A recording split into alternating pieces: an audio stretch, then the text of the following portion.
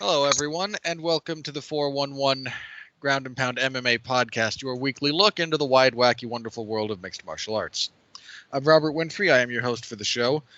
Thank you all very much for tuning in, however you do it. I don't care what app. YouTube, Apple Music, Google Play, Stitcher, iHeartRadio, Transistor, the 411 Mania website. I don't care. Thank you very much for listening. Thank you for subscribing to stay up to date with all of our content. We've got a fair bit of it. And thank you for interacting with the product some way. Be that a comment, a review, positive or negative. If you think it's a 1-star show, give us 1 star, for crying out loud. If you think it's a 5-star show, give us 5 stars. I don't know what your preferences are or your sliding scale of quality. Just give us whatever rating you feel appropriate. That's all I can ask for.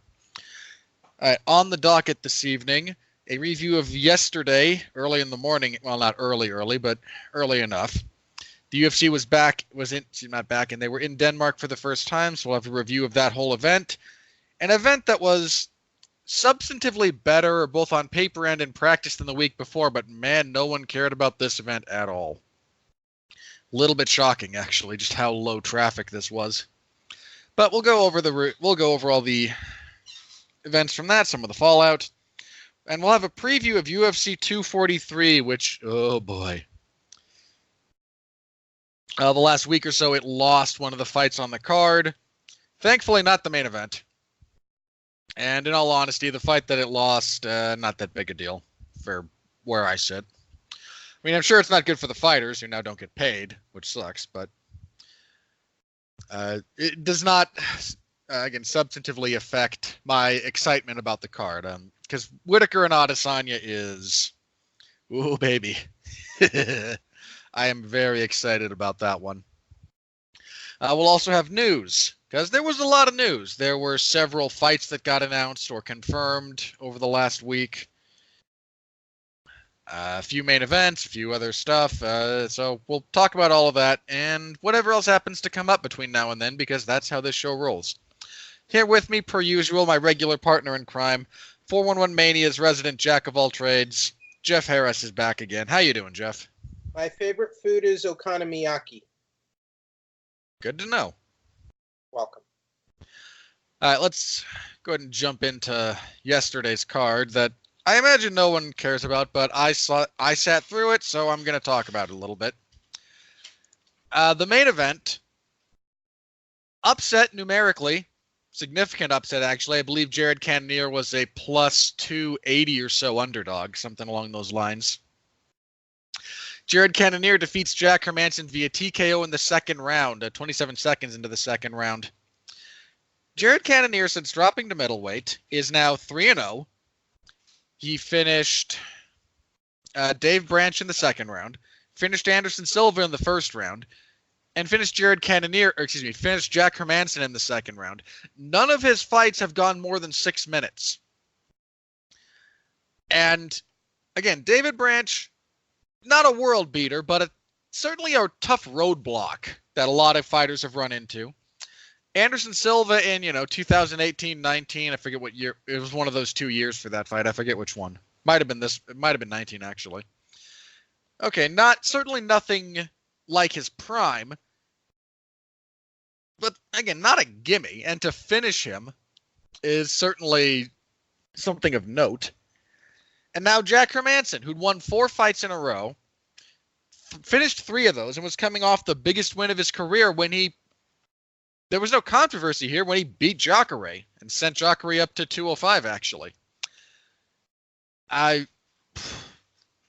Jeff, what do you make of Jared Cannonier after this? I mean, there's still a lot of unknowns, but this was a big win for him. I totally called this one wrong, but I did say this was basically Jack Hermansson's fight to lose, did I not? And it basically was. He was number 5 ranked guy. He was coming off a win over Jacare. Cannonier had not been all that impressive in the UFC up until recently. I guess one thing we can say, Robert, is overall in this sport, we tend to have the capacity to overlook that guys have the ability to get better and go on these sort of sleeper runs or sort of unassuming runs where, like, wow, this guy's suddenly getting better all of a sudden. I mean, look at Rafael dos Anjos, who, when he started his UFC career, he was nothing special. And then he worked his way up to the lightweight title level. I mean, less than 10 years ago, Rafael got what happened to him. He got finished by guess who? Clay Guida, yeah. Exactly.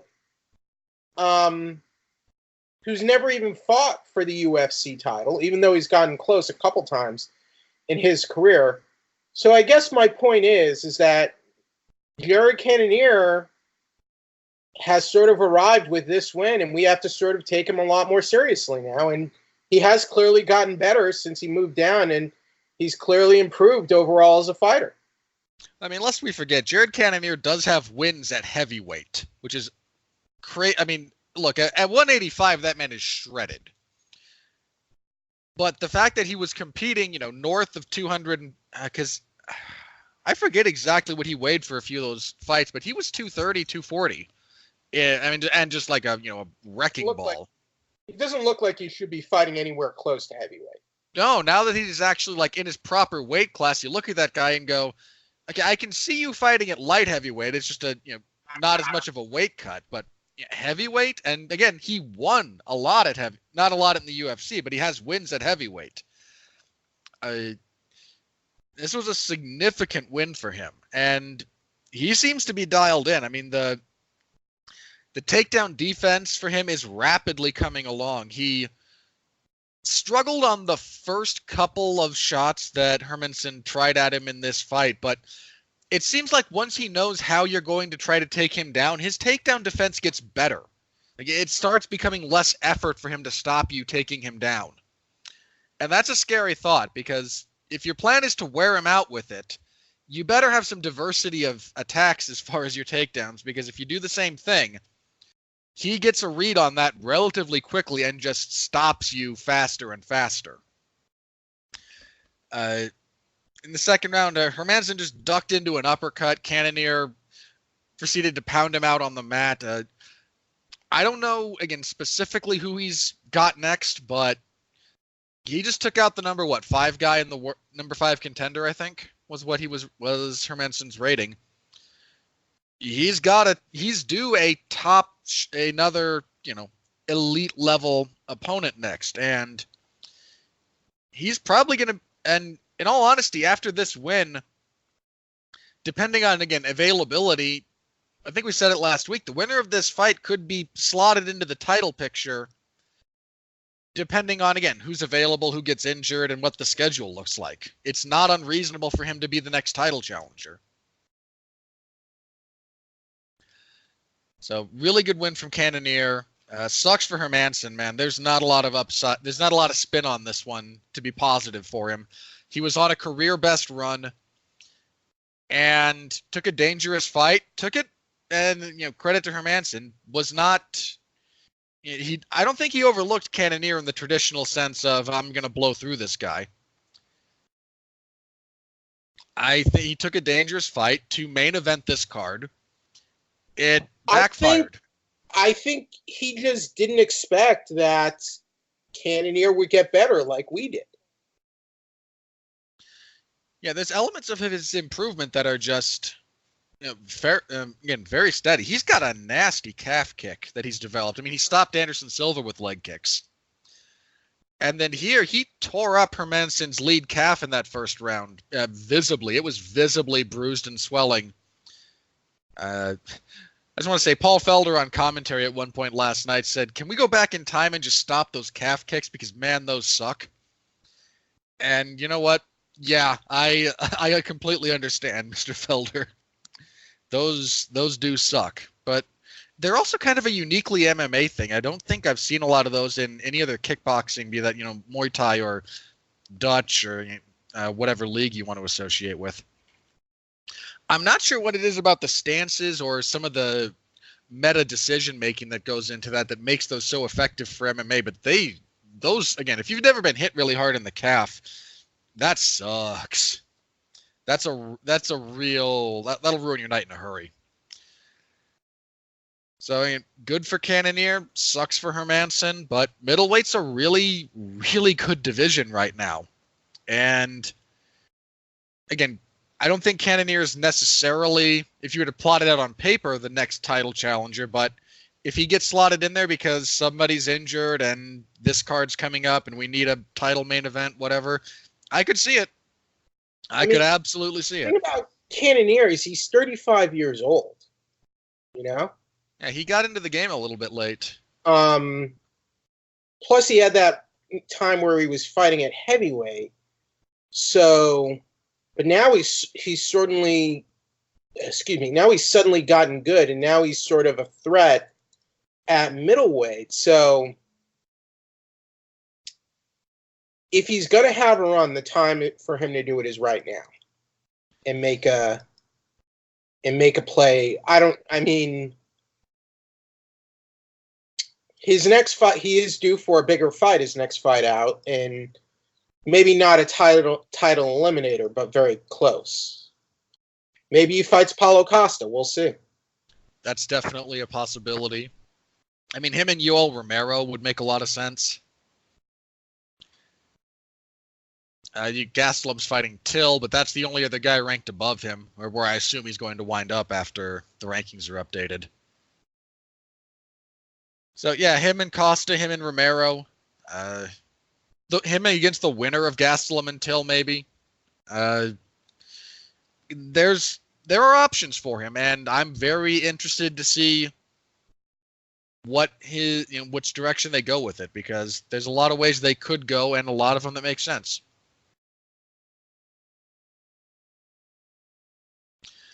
All right, that was your main event. Do you want to do Burning Desires for the rest of these? Because there were some good fights, but I don't know. Do we really want to go into detail? I think we can just do bullet points for this and then move on to next week.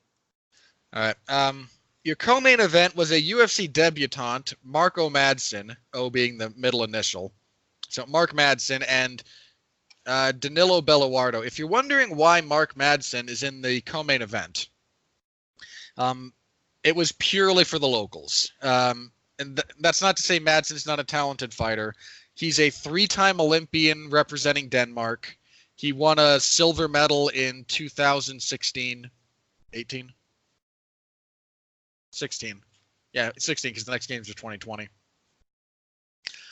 And the crowd was molten for this guy. So that's why he was there. He smashed Danilo Belluardo in 1 minute and 12 seconds. This was a squash match, basically. I'm curious to see Madsen continue to progress, but he's also on the older side of. He's got a lot of athletic life left in him, quite clearly, but he is over. He's like 30 something. Yeah, he's older than I am. He's 35. And the point being, he doesn't have a tremendous amount of time to screw around. But, again, there's a lot of ability there, quite clearly. Gilbert Burns defeated Gunnar Nelson via unanimous decision, 29-28 across the boards. Fun exchanges here, mostly on the feet.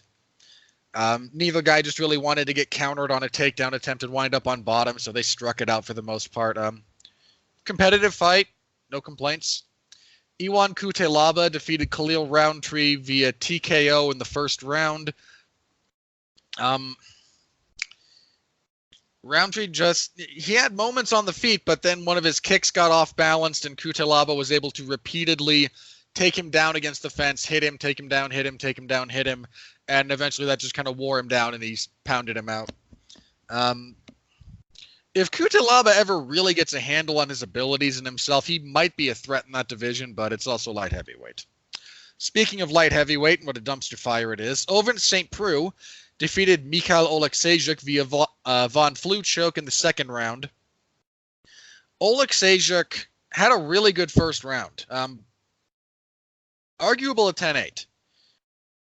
But the size disparity, I think, played a factor here. while Oleksiejczuk has power, there is kind of a sliding scale for that. If eventually size matters, especially if skill is relatively even. And when St. Preux didn't get hurt very badly or finished in the first round, he just kind of found ways to deal with Oleksiejczuk. Oleksiejczuk was trying to overcome a significant height and reach disparity. He might want to consider middleweight. It might be too much. I'm open to the possibility that for him, middleweight is just a bridge too far as getting down in weight. But he is undersized at 205 and at the moment doesn't have the full arsenal of skills to completely compensate for that. Again, this was his first loss in the UFC, so he's not a bad fighter. But that is a limiting factor, I think, for him right now. Nicholas Dalby defeated Alex Oliveira via unanimous decision, 29-28 across the boards. Decent fight. Nothing like world-ending or terribly memorable, but a good fight. Kind of a good fight. John Phillips defeated Alan Amedovski via knockout in the first round. This was your 17-second brawl for the evening. Amedovski's not a UFC caliber fighter. Mahmoud Muradov defeated Alessio Di Chirico via unanimous decision, 29-28 across the boards. Good little scrap here. Muradov's kind of an interesting guy as a fighter goes. He's the first Uzbek to make his way to the UFC, so there's that. There's clearly a lot to work on. He and Di Chirico just had a primarily striking battle for 3 rounds. Not a bad fight to look up. Ismail Narudiev defeated Siar Bahadurzada via unanimous decision, 30-26, 30-25, 30-25. Total wipeout for Narudiev. Better striker. Timely takedowns. Good positional control. Good win for him to get back on track after he was derailed after his kind of hype train was stalled after his last fight. So good for him. Giga Chikadze defeated Brandon Davis via split decision. I have 2 things about this. First of all, this was originally announced as a draw because apparently adding 10s and 9s together 3 times is too hard for some people. What's hard for Australian MMA judges? It was hard for them, was hard for these guys. It just profoundly stupid. It's basic math, people. You do this enough, it shouldn't be that hard. Now, fortunately... Didn't you know it was the square root of 10?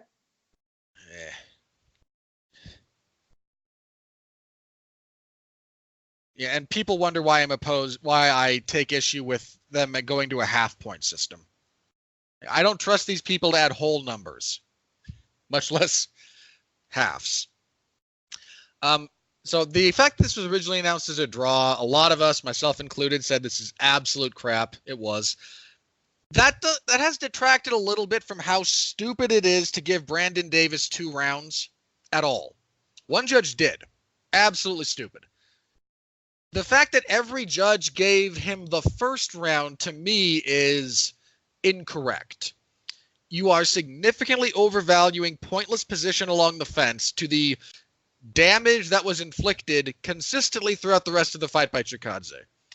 This fight is a damning indictment of judging in MMA right now, if nothing else.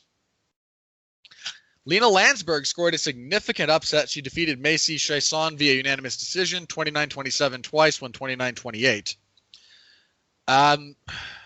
Chiasson just couldn't spend a lot of time in the clinch, and while she had a good first round, that kind of faded as the fight went on. Big win for Landsberg. Mark Jacasey defeated Lando Venata via unanimous decision, 230-27s, 130-26. Jacasey seems to have adjusted a little bit from his significant skid he was on. He's calmed down a lot of his stupidity in the cage and is now causing people a lot of problems and kicking everything off. Jack Shore defeated Noeline Hernandez via rear naked choke in the 3rd round. Shore was just kind of better everywhere. I don't remember a tremendous amount about that fight, but Good enough win for sure. All right, Jeff. Again, there were some decent fights. There were a few hidden gems. What strikes your fancy? What do you want to talk about for a little Does bit? Open St. Preux have the record for most Von Flue choke wins in the UFC? Yes. I mean, he really likes that submission hold, but I mean, at least it's giving him some kind of record, at least, because I find it highly unlikely St. Preux is ever going to be like UFC champion, you know? But hey, who has more Von Flue chokes in the UFC than this guy? Like he's got almost as many as as Olynyk has Ezekiel's. Like the ability to use marginal, because he uses this and he's won with it more than anyone else in the UFC, and like no one else does this hold. That's because it's relatively easy to avoid, and a lot of people don't respect it. And consequently, he's won. I mean, and look, he's beaten a former title contender, Yujin Okami, with it. Who else? Nikita Krylov? Yep. Did he get him with the Von Flue? Yeah, a few years ago. I mean, not pushovers here when these fights happened. So the Okami fight was a gigantic mismatch. Well, was that fight at light heavyweight? Because yes. Okami's been, generally a career middleweight, but yeah, that was at light heavyweight. Definitely good. Another good win for Gilbert Burns. That's 4 wins in a row for him. Underrated fighter, man. He's only lost 3 times in the UFC, and this is, let's see now, 1, 2, 3, 4, 5, 6, 10. He's 10-3 in the UFC. You can't sleep on this guy. He's a high level opponent, and he probably deserves a bigger fight coming up, don't you think? Yeah, but some of it's going to depend on what he says. He wants to stay at welterweight. Mm-hmm. I'd like to see him against a ranked opponent next. I don't know who specifically, but look at the rankings real fast. I think he called out Neil Magny. Which Neil I'm Magny okay with. He's injured or something, isn't he? I think he had a doping issue. What is? Yeah, he failed. Yeah, he had some kind of failed drug test. Okay. So, Magny's a thought. It was just so weird. Failed an out of competition test for dihydroxy LGD 403. Yeah. So is he suspended, or are they? Is it still or is it? Are they still investigating it? I don't know. I haven't heard any updates. Okay. So who knows? So it might be a provisional suspension. So that doesn't make sense. And Kutalaba, good win over Khalil Roundtree. It was a solid knockout. So Kutalaba, not a world beater, but he tends to have good fights. Decent fighter. Yeah, he's not really in boring fights, if nothing else. That's about it for this card, though. Yeah, again, this was not a bad card. Some of it kind of blurs, but that's kind of par for the course at this point. There weren't a lot of sexy names on the card, but there were some decent fighters. I mean, it looks like it did well for Denmark. It looks like they drew a $1.6 million gate, and I think they had 12,000 people, give or take. Not a bad show. But I mean, I don't know if was this their first Denmark card or not. Yeah. Yeah. This is the first time they've been in Denmark. It seems like they did okay, but it wasn't, it just wasn't a top-heavy card. But it was, I guess, this is sort of like what Fight Pass cards were for a while, for the most part. Every once in a while, we would get like a Fuel TV or a fight card with the title fight, if it was like for a specific international crowd, but not in this case. All right, moving right along to the big card, the big main event, at least, we're all excited about. It's a pretty solid card, actually. It's solid-ish. It's really just about that main event, and yeah, again, if they lose the main event, they're in trouble. But there's a handful of fights on this card I'm looking forward to. They're in trouble here. I think it's a bit problematic that we don't have any more middleweights on this card. Yeah. There is no one to step up potentially if one of those two falls out. UFC has been bringing on backups for title fights lately. I don't think they even have a backup for this. Well, that's my point. I think that's a good practice for big main events to pay for a backup. I don't think that's a bad idea because in this day and age, you need a backup for these big fights because we've seen so much chaos. Look at UFC 200. Look at what happened with Khabib Nurmagomedov and Tony Ferguson.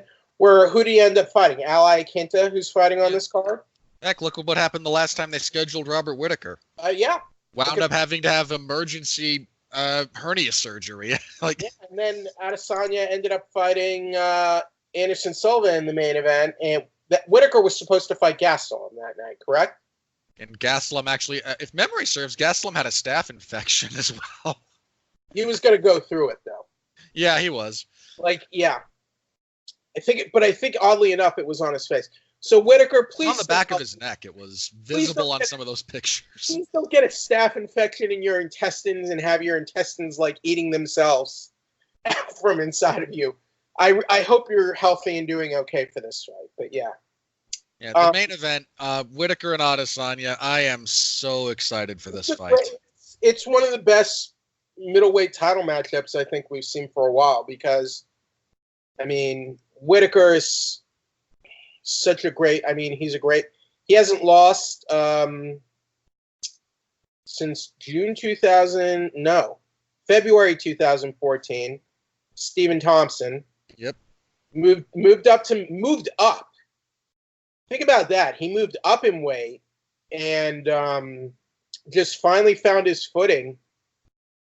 Became an elite level middleweight fighter.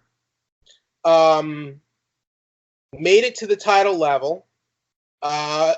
It's just that he's constantly getting hurt or sidelined with injuries. And the last time, he did fight twice in 2017, but he's not been very active as champion, mainly because of injuries. And then when he was supposed to defend the title against Yoel Romero, Romero missed weight. Yeah, this is technically Whittaker's first title defense, in theory. I like Whittaker for this fight, though. I like Adesanya. I'm just not convinced he's got what it takes to beat Whittaker. I don't think. Look, we know he can hang in there for 5 rounds. That's not my problem. My problem is that he's hittable. And Gastelum did give him problems. And I think Whittaker is a lot better fighter than Gastelum, and I think he's more technical. I think he's a better striker. I think he's more powerful. And I think he has more ways he can beat Adesanya than Gastelum does. But I could be wrong, but, we'll see. Adesanya has passed every test that's been put in front of him, and Gastelum was a big one. He's a tough, well-rounded opponent. But I don't think this is the challenge he's going to pass. So I'm picking Whittaker. I've gone back and forth on this a little bit for a couple of different reasons. First of all, to anyone out there listening, the last fight from both of these gentlemen is free on the UFC's YouTube page right now. That's Whittaker. That's the rematch between Whittaker and Romero from 2018, which to anyone who knows what they're talking about was the fight of the year from 2018. And Adesanya versus Gastelum from earlier this year, which is, if not the fight of the year so far, easily the second. I know. So there's a bit of debate between that fight and the fight that followed it actually on that same card, Poirier and Holloway. I think discerning between those two largely comes down to personal taste rather than anything objective. They are both tremendous, tremendous fights. They're both absolutely worth watching. They're phenomenal. For those of you who care about some of these metrics, about a few different metrics as far as that goes, Whittaker versus Romero right now has, I think, 600,000 views or so. Adesanya versus Gastelum is like 1.2 million. Assuming this fight draws interest beyond the hardcore audience, we know who they're showing up for. And I think I think it sucks that Whittaker's not a bigger star, but some of that is bad luck. Some of that's of his own making. Some of those are the only other than that, why the audience responds to certain people and not others is an extraordinarily nebulous thing. So again, you can watch both of those fights. I encourage you to do so. They are phenomenal, phenomenal fights. Just to kind of spoil my pick, I am leaning towards Whittaker here. He has a couple of things that I'm not saying Adesanya can't deal with them, but these are points of conflict between the two that I think might favor Whittaker, or I am at least curious to see how Adesanya deals with them. First and foremost, actually, is Whittaker's jab. Robert Whittaker has arguably the best jab in MMA, and to my mind, he does. He uses it very well. It's very fast. It's accurate. He builds off of it quite well. He alternates types of jabs because there's different types of jabs. There's some that are power. There's some that are stinging. There's some that just occupy space while you do something else. Those are the kind that tend to get you in trouble, actually. Whittaker has, again, I think the best jab in the sport. It's a thing of beauty. He knows how to use it. He knows how to build off of it. And Gastelum's jab gave Adesanya problems at times. Now, I don't know how much stock to put in that for a fairly simple reason. Kelvin Gastelum's a southpaw, and Robert Whittaker is orthodox. Now, Whittaker and, Adesanya does a lot of stance switching. Whittaker does a bit here and there, but he's primarily an orthodox fighter. But both of these guys actually have fought a lot of southpaws. Just a lot of southpaws at middleweight. Adesanya's last, I think, 3 fights have been against southpaws. Because Brunson's a southpaw. Anderson fights southpaw the majority of the time. Gastelum southpaw. And the jab, when you're facing opposite stance fighters, is just a very different weapon than when you're in the same stance. It leads to different things. It's a more dangerous punch to throw when you're opposite stance. It's much easier to get countered. And it's harder to see the counter coming in some respects. So I don't know how much the jab from Gastelum was just Adesanya kind of conceding that, okay, this is going to hit me, but it's not really the problem I have to worry about. And how much of it was Gastelum's hand speed surprising him, because that clearly played a part. And how much of it might just be that his defense is very reaction-based, and a good, consistent jab can flummox and annoy a lot of fighters that have that. Weidman's jab gave Anderson Silva kind of some things to definitely think about throughout their fights. So I don't know. Again, Whittaker's jab is a problem for anyone he fights. Regardless of how good or bad they are, his jab is that good. It's definitely a tool that has to be addressed.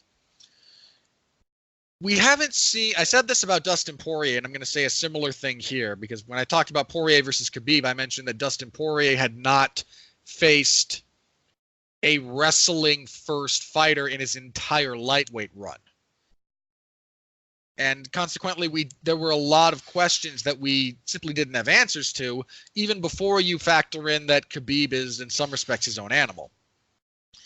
The same's kind of true of Whittaker here, in that his run at middleweight, while a lot of the guys he's fought he is forced to strike with him, he's not fought a dedicated striker since moving up. His first fight at middleweight was, I believe, against Clint Hester. Brawler, who wound up not panning out at all. Brad Tavares, more of kind of the grindy freestyle fighter. Derek Brunson, a lot of power, but Rafael Natal first, and Natal, not a striker, rangy, tough guy, but jiu-jitsu practitioner first and foremost. Derek Brunson, his striking, while powerful, only really works when he's able to integrate takedowns, or he just blows you out of the water by being significantly better than you. Jacare, not a striker, again, can strike. None of these people are helpless when it comes to that area of the fight game. But Jacare, not a striker first and foremost. Yoel Romero, crushing power. Also, again, not a striker predominantly. We have not seen in the entirety of his middleweight run Robert Whittaker face a sophisticated striker, or again, even someone who is a striker first and foremost. The last time he fought a sophisticated striker of any variety, he was finished by Stephen Thompson.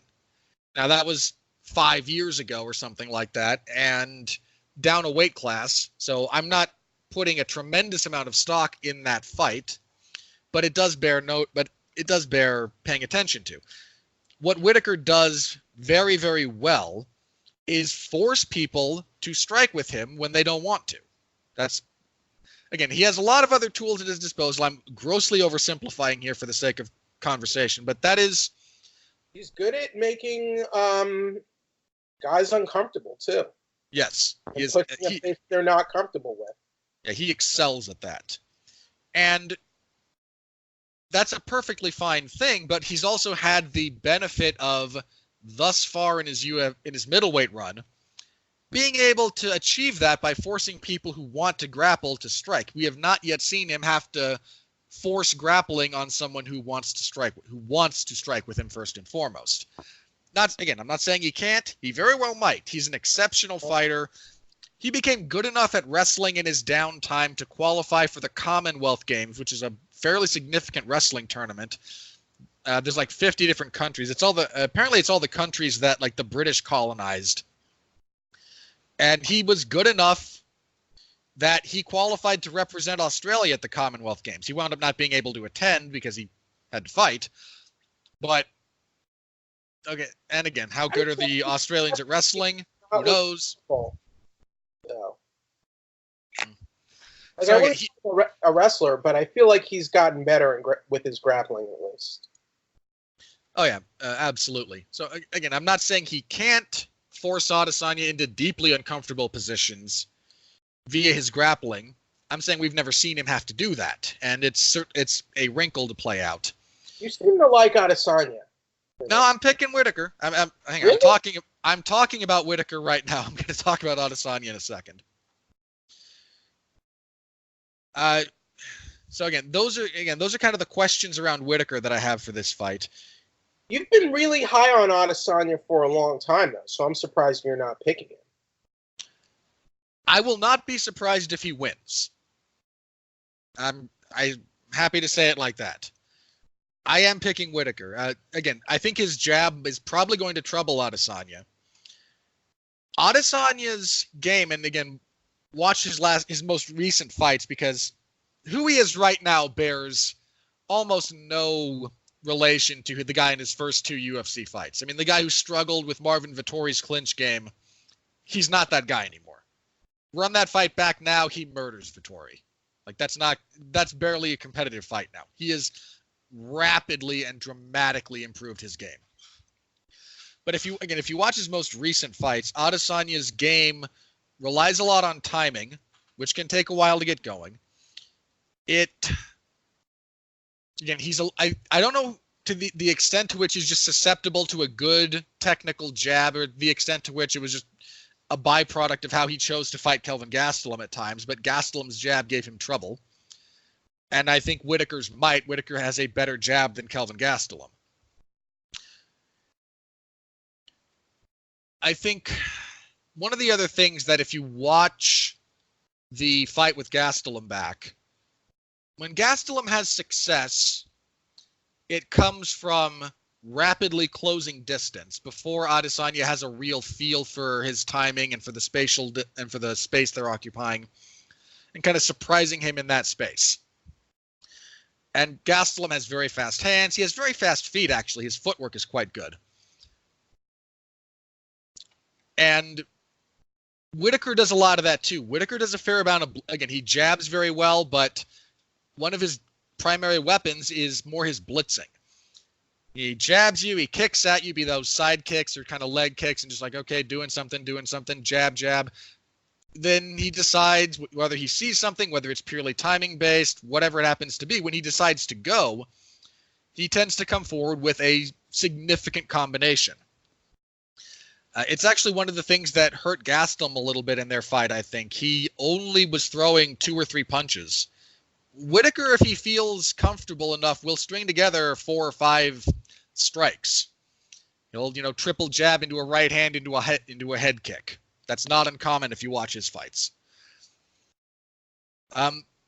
I don't know how much stock to place in the kicking game being a weakness here, because Adesanya was dealing with Gastelum quite well through rounds 2, 3, and even into 4 before Gastelum surprised him with a head kick.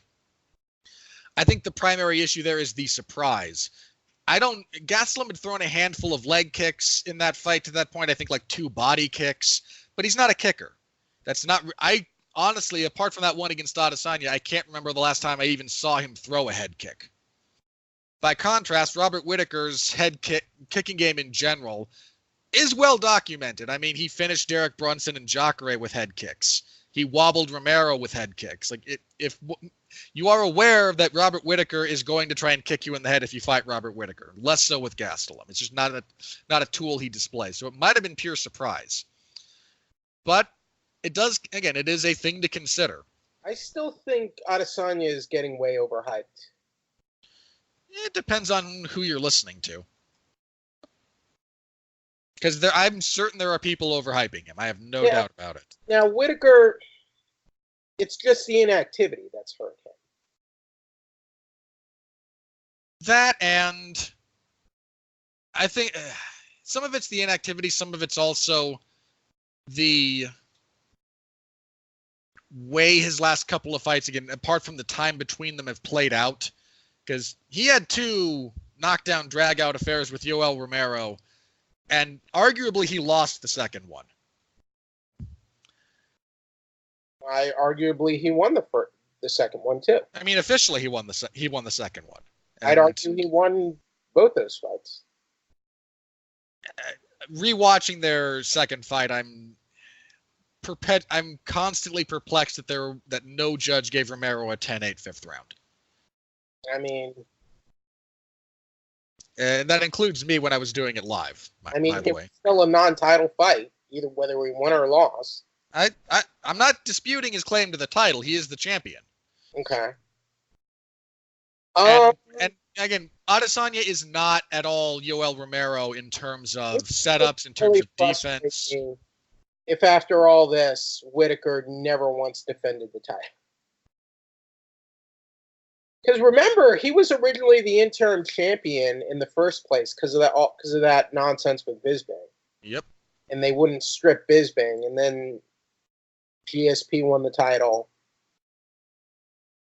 relinquished the title.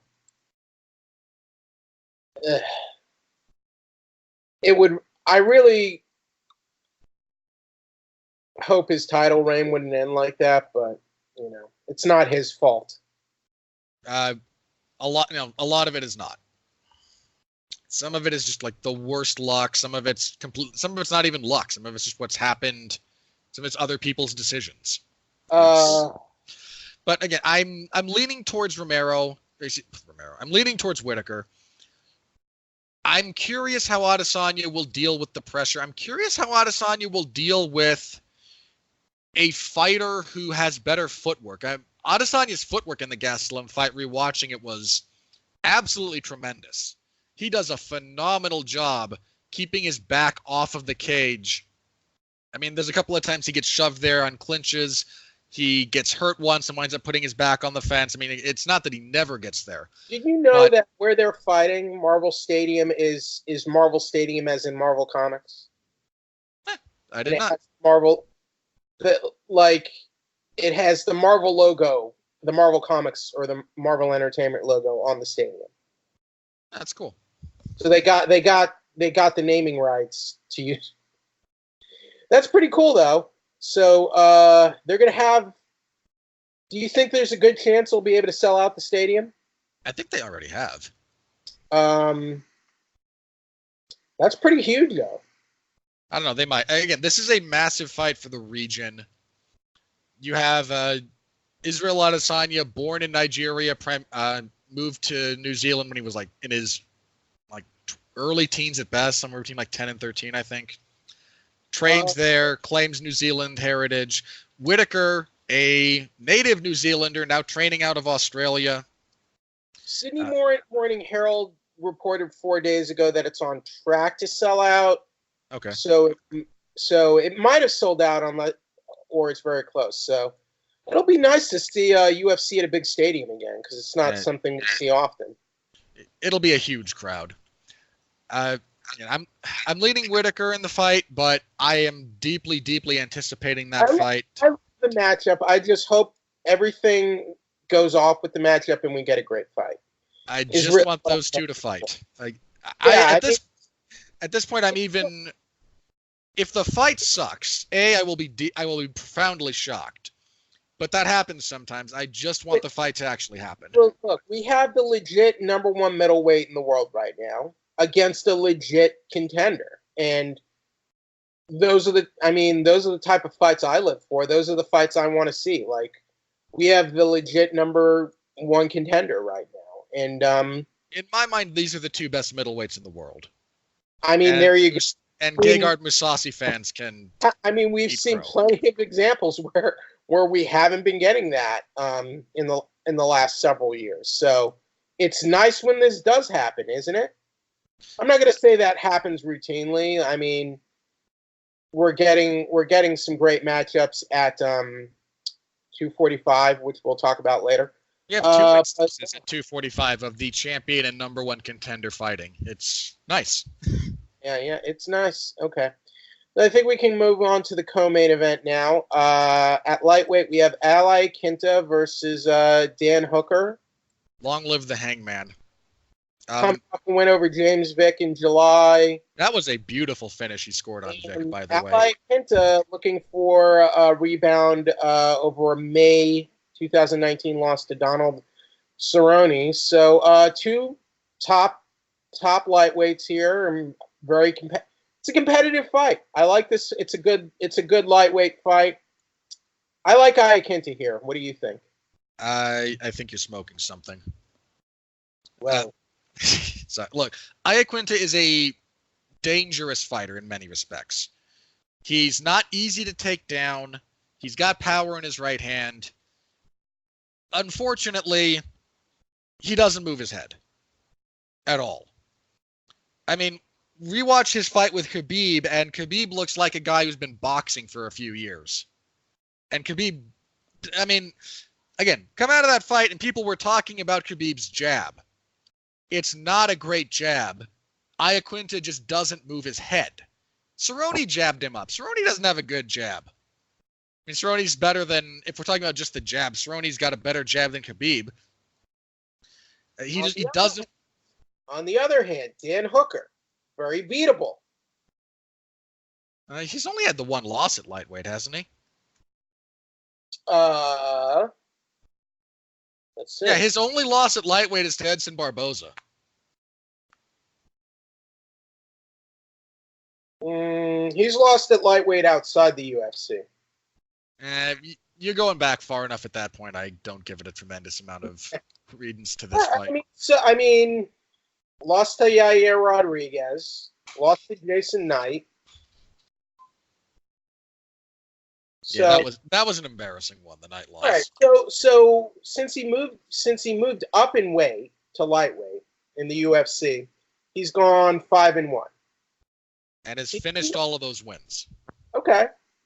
He's a formidable striker, but this is a striker versus grappling contest. Iaquinta is a good wrestler. Iaquinta has not shot a double leg in 5 years. Meaning that's exactly what he should do here. Even then, I don't think he should. Hooker's got a nasty guillotine. That's how he's going to beat Dan Hooker. I think if he forces grappling exchanges, he's going to wind up with his neck caught. He just has to not get. Then he just has to not get caught. And look, Iaquinta is also not exactly possessing of the guy. When you go for the guillotine, it is a risk, but when you go for the guillotine, you also risk blowing out your arms and gassing out your arms and losing position. So, Iaquinta also doesn't have a terribly high fight IQ. He's decent when he's reacting, but if he has to think about stuff, less good. He's got a powerful right hand, and that's about it. I don't know. I think he did very well against Kevin Lee.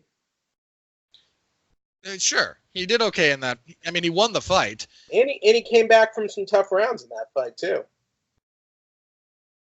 I'd have to rewatch the fight. Actually, I can't remember if he had his back taken for a couple of periods, but I mean, look, Iaquinta has very good defense if you're on his back. Khabib had his back at several points and couldn't do a whole lot with it. Dan Hooker, he's an exciting fighter. He's a great kickboxer, striker. I just think he's not well-rounded enough to beat Iaquinta, but I could be wrong. We'll see. It's a fun match. It's a fun matchup, but I think it's going to be a rough night for the New Zealand fans that come to watch this card at Marvel Stadium. Now, I got Hooker here. He's a very, very analytical fighter. He's great at finding openings, be that punches, knees, and given how low in his stance Iaquinta fights, and I don't know.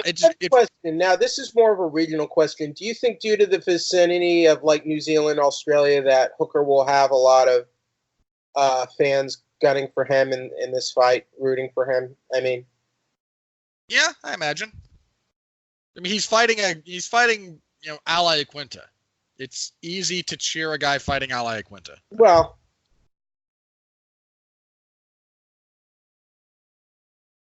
I imagine Adesanya is probably going to draw a lot of New Zealanders too, being in a main event title fight at a stadium. I'm going to go out on a limb here. I think Adesanya will be the one with the fan support in the main event. But I imagine some of that will spill over to Hooker as well. Yeah. Because main event, I mean, it's nowhere near as big of a fight, but you have New Zealanders. Even though Adesanya, I don't think he was born in. I think he was born. Yeah, he was born in Nigeria, but raised it sort of like an adopted New Zealander. I think Hooker he's actually born and raised in New Zealand, I believe. I believe so. Yes. So I mean, you got a little juice there for the New Zealand contingent. So, and then you have kind of the usual Oceania fighters on the rest of this card in general. Yeah. So really good. Right now, it's the co-main event. Really good fight. Look forward to that one. We have a heavyweight fight because boom heavyweights, as Mark Radulich likes to say. Tai Tuivasa will face Sergey Spivak. I'm not sure Spivak's a genuine UFC caliber fighter. By contrast, Tuivasa on a 2-fight losing streak. Are we sure Tai Tuivasa is a UFC caliber fighter, though? I would say yes, but that is at the moment based entirely on the fact that he does have, I think, 3 wins in the UFC. Right. Spivak did lose to Walt Harris in the UFC. Yes, dropped his debut. Which is like, no offense to Walt Harris, but I mean, like, come on. How bad of a fighter are you to lose to Walt? Hey, Walt Harris is on like a 5-fight unbeaten streak. I mean, probably in the title picture. If you're losing to Walt Harris, you probably shouldn't be in the UFC, is my point. All of his recent wins were over. Look, Tuivasa is set up to have a big win here. I imagine he'll get it. They're hoping to get a big, a feel-good win for Tuivasa, celebrate with the Australian fans, and have another disgusting chewy. This is when he drinks the liquor out of it. I'm aware of what it is. It's not a thing I choose to think about. It's his trademark, though. He's done it after every one of his wins. Luke, next up at welterweight, Luke Jamo will fight Diego Lima. How many diseases can you get from doing that? I don't know. Does the alcohol sterilize the disease, like the foot fungus, you think? Or what? I imagine, I don't know. Some of it depends. Like, the notion that alcohol sterilizes is true, but it's also related to the alcohol content. Like, rubbing alcohol is pure alcohol. You can't actually drink it. It'll kill you. Right. That sterilizes. So some of it has to do with how much is in there. I mean, I don't know. I prefer not to consider it. It's a relatively disgusting habit. Anyway, Luke Jamo, 2-1 in the UFC, fighting Diego Lima, who just barely, who's broken a 3-fight losing streak. Won his last 2 though. Yeah, the McGee decision was a bit debatable, but he did win. He did officially win. Win's a win. I kind of think Lima probably takes this. See.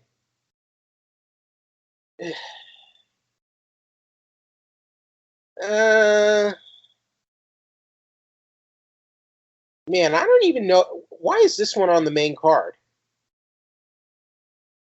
Because they lost Holly Holm and Raquel Pennington. Oh, that's right. Yeah. That's the best I got as far as why this is on the main card. I got to be honest. Outside the top 2 fights, it's not the most enticing card, Robert. Not especially, no. Again, there's a few fights I'm looking forward to, but not a lot. I'll go ahead and go with Lima. I'm not super excited about this matchup, but maybe it'll surprise us. Yeah. As for the rest of the card, Jake Matthews will fight Rustam Akman. I'm kind of looking forward to this one, actually. Matthews is good for a scrap. I think he wins here. We have another heavyweight fight, because I am not allowed to enjoy things. I believe we have 2 debutants here. Let me just confirm that real fast. We have Justin Taffa, 3-0 from New Zealand. Australia? Yeah, Australia, that has the extra star. He's here for the local crowd against Jorgen De Castro, who is Cuban? Sounds Cuban. No, he's from Cape Verde. Huh. He might have that type of ancestry, though. Anyway, he is 5-0, coming off a win on the Contender Series. I'll probably go with him. Callan Porter will fight Maki Pitolo. Pitolo's from the United States. Porter is from Australia. Pitolo is 12-4. Porter's 17-8. Potter, excuse me. Featherweight fight on this card. Potter was on the Silva versus Adesanya card and got blown out by Jalen Turner. Pitolo is making his UFC debut, coming off a win on the Contender Series. I should go with Pitolo there. Yeah, Megan Anderson, desperately trying to salvage her career, is getting the gimme of all gimmies when she battles Zara Farim dos Santos, who is French, but with that last name, I wonder if there's not if she wasn't born and raised in France, but has a Brazilian father kind of thing. She's making her UFC debut here. I'm going with Anderson, but that's probably foolish. This is Anderson's last shot at even being quasi-relevant in the UFC. This is 6-2. Won her last 3. Yeah, it seems like they're trying to give her a cab driver gimme fight. Yeah, they're giving it. This is the easiest touch Anderson is going to get. If she drops this, I think it's time to cut bait. But it's an actual women's featherweight fight. Are we gonna get some actual rankings here for women's weight? There's not even 15 women in the division. I mean, they just lost Cyborg. On Fight Pass, Jamie Malarkey if he doesn't pronounce his last name that way, it's a shame. We'll Not fight Brett. spelled malarkey, but it sounds like malarkey. It's spelled a little differently, but I don't know how else you'd pronounce that. Mull, but yeah. 12-2, I believe making his UFC debut. He is from Central Coast, New South Wales, so another Australian name to fill up the card. On a 4-fight winning streak, has a loss to Alexander Volkanovski on his record. Brad Riddell is his opponent. Who is from New Zealand. 6-1 on a 3-fight winning streak as well. I'll go with malarkey, but that one could. That's one of those that don't know enough about either guy to make a deep analysis. Ji-Yeon Kim is back in action after losing to Antonina Shevchenko. She's gone 2-2 in the UFC, actually. Oh. She's fighting Nadia Kassem, who I believe dropped her UFC debut, if memory serves. Yeah, to Montana De La Rosa. Oh, sorry, that wasn't her debut. She beat Alex Chambers and then lost to Montana De La Rosa. Very surprising set of prelims. Yeah, this is a very local, stack the card with the local prelim. It's a prelim. very regional set of prelims, and Yeah. Outstanding main event. Don't get me wrong. Good co-main event. There's one more fight. Hang on. There's Khalid Taha and Bruno Silva. Taha has fought in the UFC a couple of times. He's 13-2 overall. Yeah, 1-1 in the UFC. Put a beating on Boston Sam in his last fight. That was a German fighter. And Bruno Silva, a Brazilian, who is making his UFC debut. Is he? Hang on. I feel like he's been in the UFC before. No, he fought on the Brazilian Tough, but I don't think he ever made it to the UFC. I'm probably confusing him with a different Bruno Silva, in all honesty. I'm going to go with Taha there. But yeah. Not the word. I'm just surprised they couldn't get some other names in there on the undercard spot. It's an outstanding main event, and they still might sell out a 56,000 seat stadium. This is one of the fights I've been looking forward to since it was announced as a possibility. That main event is absolutely spectacular. I am deeply looking forward to that. It just seems like we could have maybe seen a few more fringe top 15 talents on the undercard, I don't disagree. I don't know if just no one was able or had different timing issues or the UFC wanted to stack other cards. I couldn't tell you. There is 245. It just seems like with the amount of fighters UFC has under contract, there are some other decent guys they could have gotten on this undercard. But that's just my opinion. Look, they had to fill out UFC Mexico and UFC Denmark over the last 2 weeks. Well, that's what I mean. It seemed like Denmark had some more solid veterans on that undercard by comparison to this one. That's probably true. Because, look, a fight like Nicholas Dalby, those Roundtree, Dalby, Kutalaba type fights is kind of what I mean. There's one other gentleman who I'm trying to think of. Dariush. What is Dariush up to right now? He had a fight recently, I think, didn't he? In March. So I feel like he's overdue. Okay. He's fighting in October, but not this card. He's fighting Frank Camacho. That's a pretty good fight, actually. What I mean is a guy like Dariush. I feel like guys at Dariush is they should have a few more guys. Maybe not Dariush, but like Dariush. You know what I mean? I do. Like Dariush, I don't think he's ranked. Dariush used to be solidly in the top 10, right? Right now, he's not ranked. But Dariush, another win, he probably could be ranked, don't you think? Lightweight. Maybe not. But depends. I don't think a win over Camacho will get him ranked, but he's not him being back in the top 15 is not outside the realm of possibility. Okay, because like he's won his last two, and he hasn't lost a lot in his UFC career. I Not mean, really. But okay, so he lost to Alexander Hernandez. That really derailed him. Who's number 13 right now. And where is Alex Hernandez right now? He lost have we seen him since the Cerrone fight? Yes, he beat Trinaldo in July. Yeah. I vaguely remember that fight. Okay, so he beat by decision though. And that was on the main card, but it was ESPN. Okay, so that was ESPN. I'm just saying we need more like outside the top 10 guys for this undercard.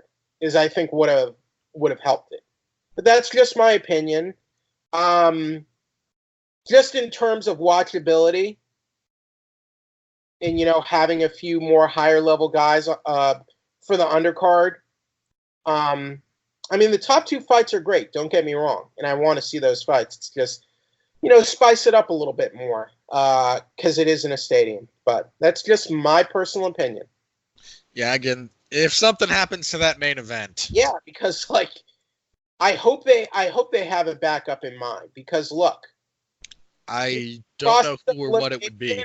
Just what we've been dealing with Whittaker, it seems like a good idea. Yeah, I don't even know who or what they would call in for this one because Romero and Costa just fought and had a fairly hellacious battle. Let's see. Gastelum is scheduled to fight Darren Till already. I think if something happened here, they would just have. I mean, it's tough because it's a stadium show. What would you do? Yeah, I don't know. They would have to. I would assume they would try to still get at least one of those guys to fight. I don't even know who they would call. I doubt Weidman could do it. Weidman's working on his fight with Reyes coming up at 205. Uriah Hall? He had a fight recently, but yeah. Yeah, that's but I mean, I don't think he took a lot of damage in that fight, so he might be in shape reasonably. I don't know what would happen. Yeah, they're putting a tremendous amount of faith in that fight not falling through. This is my point. This is why I think you should have put a couple more decent middleweight fighters on this card, don't you think? That's what I would have tried to do. Jacare, I think he's not even fighting at middleweight anymore. Nope. He's gonna fight Jan Blachowicz up at light heavyweight. Yeah, They'd probably have to call Jared Cannonier. I mean, which does, of course, bring up the question of if he could even make weight on really short notice. Could he get cleared in that amount of time? Could he make weight in that amount? Because he didn't look like he took a lot of damage last night. But I don't think he didn't. Like he looked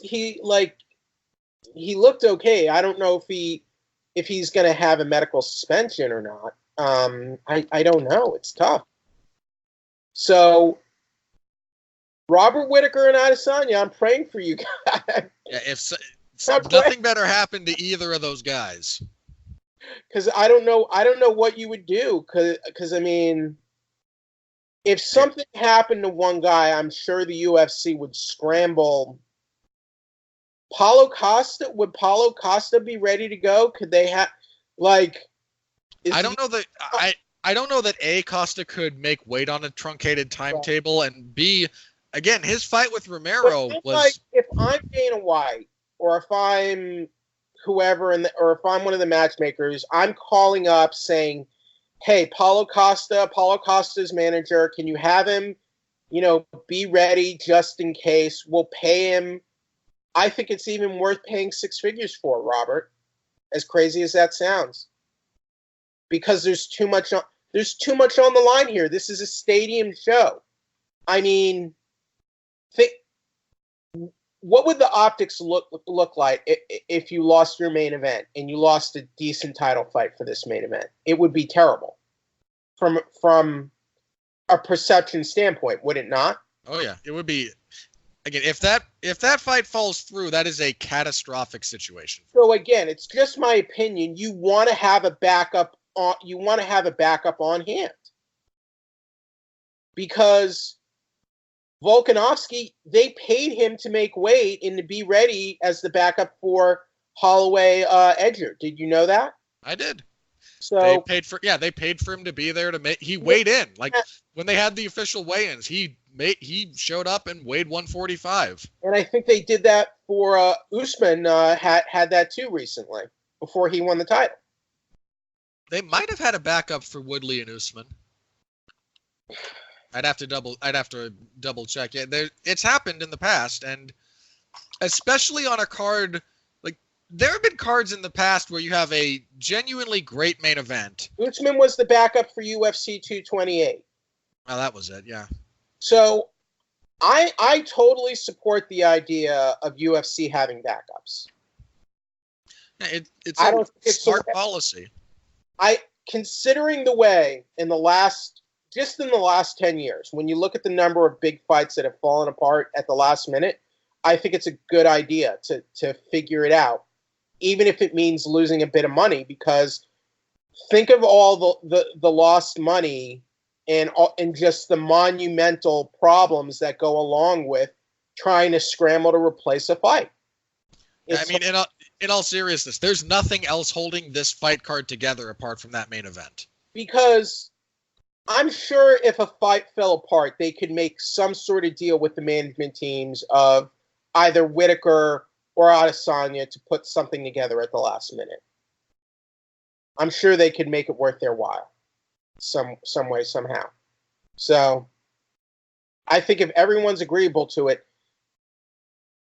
I'm saying call up Paulo Costa right now to see if he's ready and if he can make weight, just in case. And pay him like, here's your pot of gold for doing that for us. I think it's worth it. Yeah, I mean, again, it's just insurance, which no one likes until you need. Yeah, it's like you don't want insurance until you need it, you know? I mean, I've done worse things than pay $50 a year for my AAA membership. It's not, because I have used AAA. I have used it from time to time. Yeah. So. But again, if something happens to that main event, that's a thin card beyond that. Because due respect to Iaquinta and Hooker, I don't think you can main event a pay-per-view with that fight.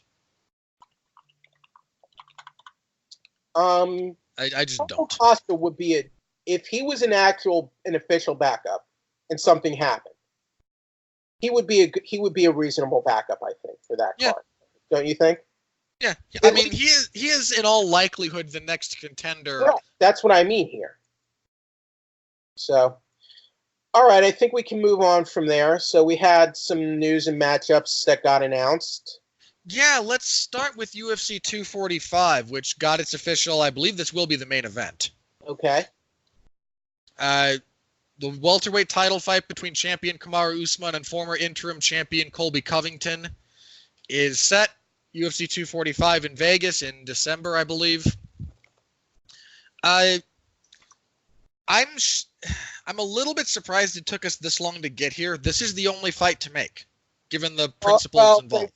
They tried to do it for 244, but it fell apart, and we ended up getting the BMF. We ended up getting the BMF title. As that saga played out, I'm more inclined to believe kind of what I think it was Colby who might have mentioned it, that Usman was just unwilling to fight on UFC 244. I don't know why that might be. Why would he not want to fight at Madison Square Garden? I don't know. That, again, I'm not him. I don't know if he's got some minor injury that he's not going to be ready to fight by then. I don't know if he just... I mean, it's not that much later. Maybe. Look, 3 weeks can make... 3 weeks can make all the difference. I don't know. I genuinely don't know what might have inspired that. But And I don't know if this is true, but it was reported by by ESPN that UFC threatened to strip him of the title at one point for refusing to fight Masvidal. Yeah, I imagine they have threatened to strip every champion at some point or another. But look, this is from ESPN. The UFC has not announced it yet. It's not on the UFC website, so it's only. I imagine the UFC will do their big announcement on the pay-per-view on 243. Look, that's the kind of thing they like to do. I'd say it's a pretty good bet, but it's still technically unofficial. But this looks like the fight right now. Yeah, every major news outlet has announced that's been official and is signed. The UFC just hasn't announced it yet. So I hope it is signed. And it's the only fight to make right now. If you're not going with Covington as the next title challenger, because now it is the fight. Now that Masvidal's been matched up with Diaz, basically. Yeah, he was the only other viable contender in this match. Once Masvidal was off the board, this is it. It's Colby and it's Usman, and those are the only two guys. That's all you got left. I still like Usman for that fight. To be frank, I at the moment am leaning towards him as well, but I like Usman against Masvidal too, for that matter. I don't know. That one I have to really think about for different reasons than I have to really consider Covington and Usman. Masvidal can't win decisions. If you weather the storm against him, you're good. It's a very interesting fight because Masvidal can absolutely wrestle his backside off. Usman is, while a powerful striker, not a very refined one, and Usman is also deeply reliant on getting you to the fence. And if you're in open space, Usman is a completely different fighter than he is when your back is to the cage. Neither Covington or Usman are big finishers. No, this one's probably going the distance. I think they each have they might have 3 or 4 finishes in their entire UFC runs combined. I just hope they don't do something stupid in the pre-fight build-up. Oh, they will. I imagine there's going to be some stupidity, but just don't put a limit on the stupidity. Don't start a brawl or some nonsense, Again, that fight I think is going to come down to whose back is to the fence more than anything else. Because Kamaru Usman, again, powerful striker, but not a very good one. In fact, the vast majority of his work is done on the mat. Covington's not a high-level striker either, I would say, Robert. It depends. Some of that depends on what you mean by high level. Well, he's not a terribly I think he's striker. Good for MMA, but he's not what I would call an elite. He's not going into any of the disparate striking skills and winning. He's not going to start boxing and start winning. That's just not a thing. I think he's good at mixing it up and transitioning, but he's also more of a wrestler grinder, and I think Kamaru is better at that than him. Well, here's the interesting thing about that. Because he is. Again, they're both wrestlers. That is their base for both of these guys. Right. But Colby doesn't strike on the ground, really. It's a bizarre thing. In no small part because I don't think he favors control positions so much as repeated mat returns when he's engaged in his wrestling exchanges, whereas Usman wants to control you and then ground and pound. If you look at their last 2 fights, Usman and Woodley, actually, I think was Usman's last fight. Of the 200 strikes that Usman throws over the course of that fight, which is kind of crazy, I think 90+% of them are on the mat. By contrast, if you look at Covington's last fight, the Lawler fight, I don't think Covington was credited with a single strike on the ground. All of his striking was done on the feet. There's a really odd kind of dichotomy there between the two where they are wrestlers, But where does each of them do their work when they're doing damage? I've never seen Covington actually strike on his feet, though, in that fight that I can recall. What, the Lawler fight? Yeah. The entire fourth round. That's what I mean. When did we ever see him use his stand-up game that much before that fight? I don't think we have. The Maya fight is entirely on the feet. Really? Yeah. I don't remember. I don't remember that being all that. It's not an engaging fight, but he actively stops Maya from taking him down and beats him up on the feet for rounds 2 and 3. Yeah. That's how that fight being pretty boring. Again, not a terribly engaging fight. They're both busted up and bloodied by the end of it. The Dos Anjos fight, even. Colby doesn't really strike in the clinch in that on the ground in that fight. There was like a lot of stalling on the fence. There's a lot of fence fighting in that fight. That is where 90% of that fight takes place. Kind of put Dos Anjos just not doing much of anything in that one. I remember there just wasn't a lot of activity in that fight in general. And didn't you score that fight for Dos Anjos? I did. Yeah. And in fairness, I'll have to rewatch it to see if I really stand by that. But there's at least one of the rounds that I gave to Dos Anjos that I do in fact stand by. Just because there wasn't a ton of activity. Yeah, I still like. They are in a lot of ways they're very similar fighters, but. And there's some definite similarities, but there's also, again, I think that key difference for me, the fact that Usman. Where does Usman do his work? He does his work on top of you, pounding you. That's where his work gets done. And that's kind of why I'm favoring him here. Both guys have good gas tanks. We know they can go. Colby's gas tank is absurd.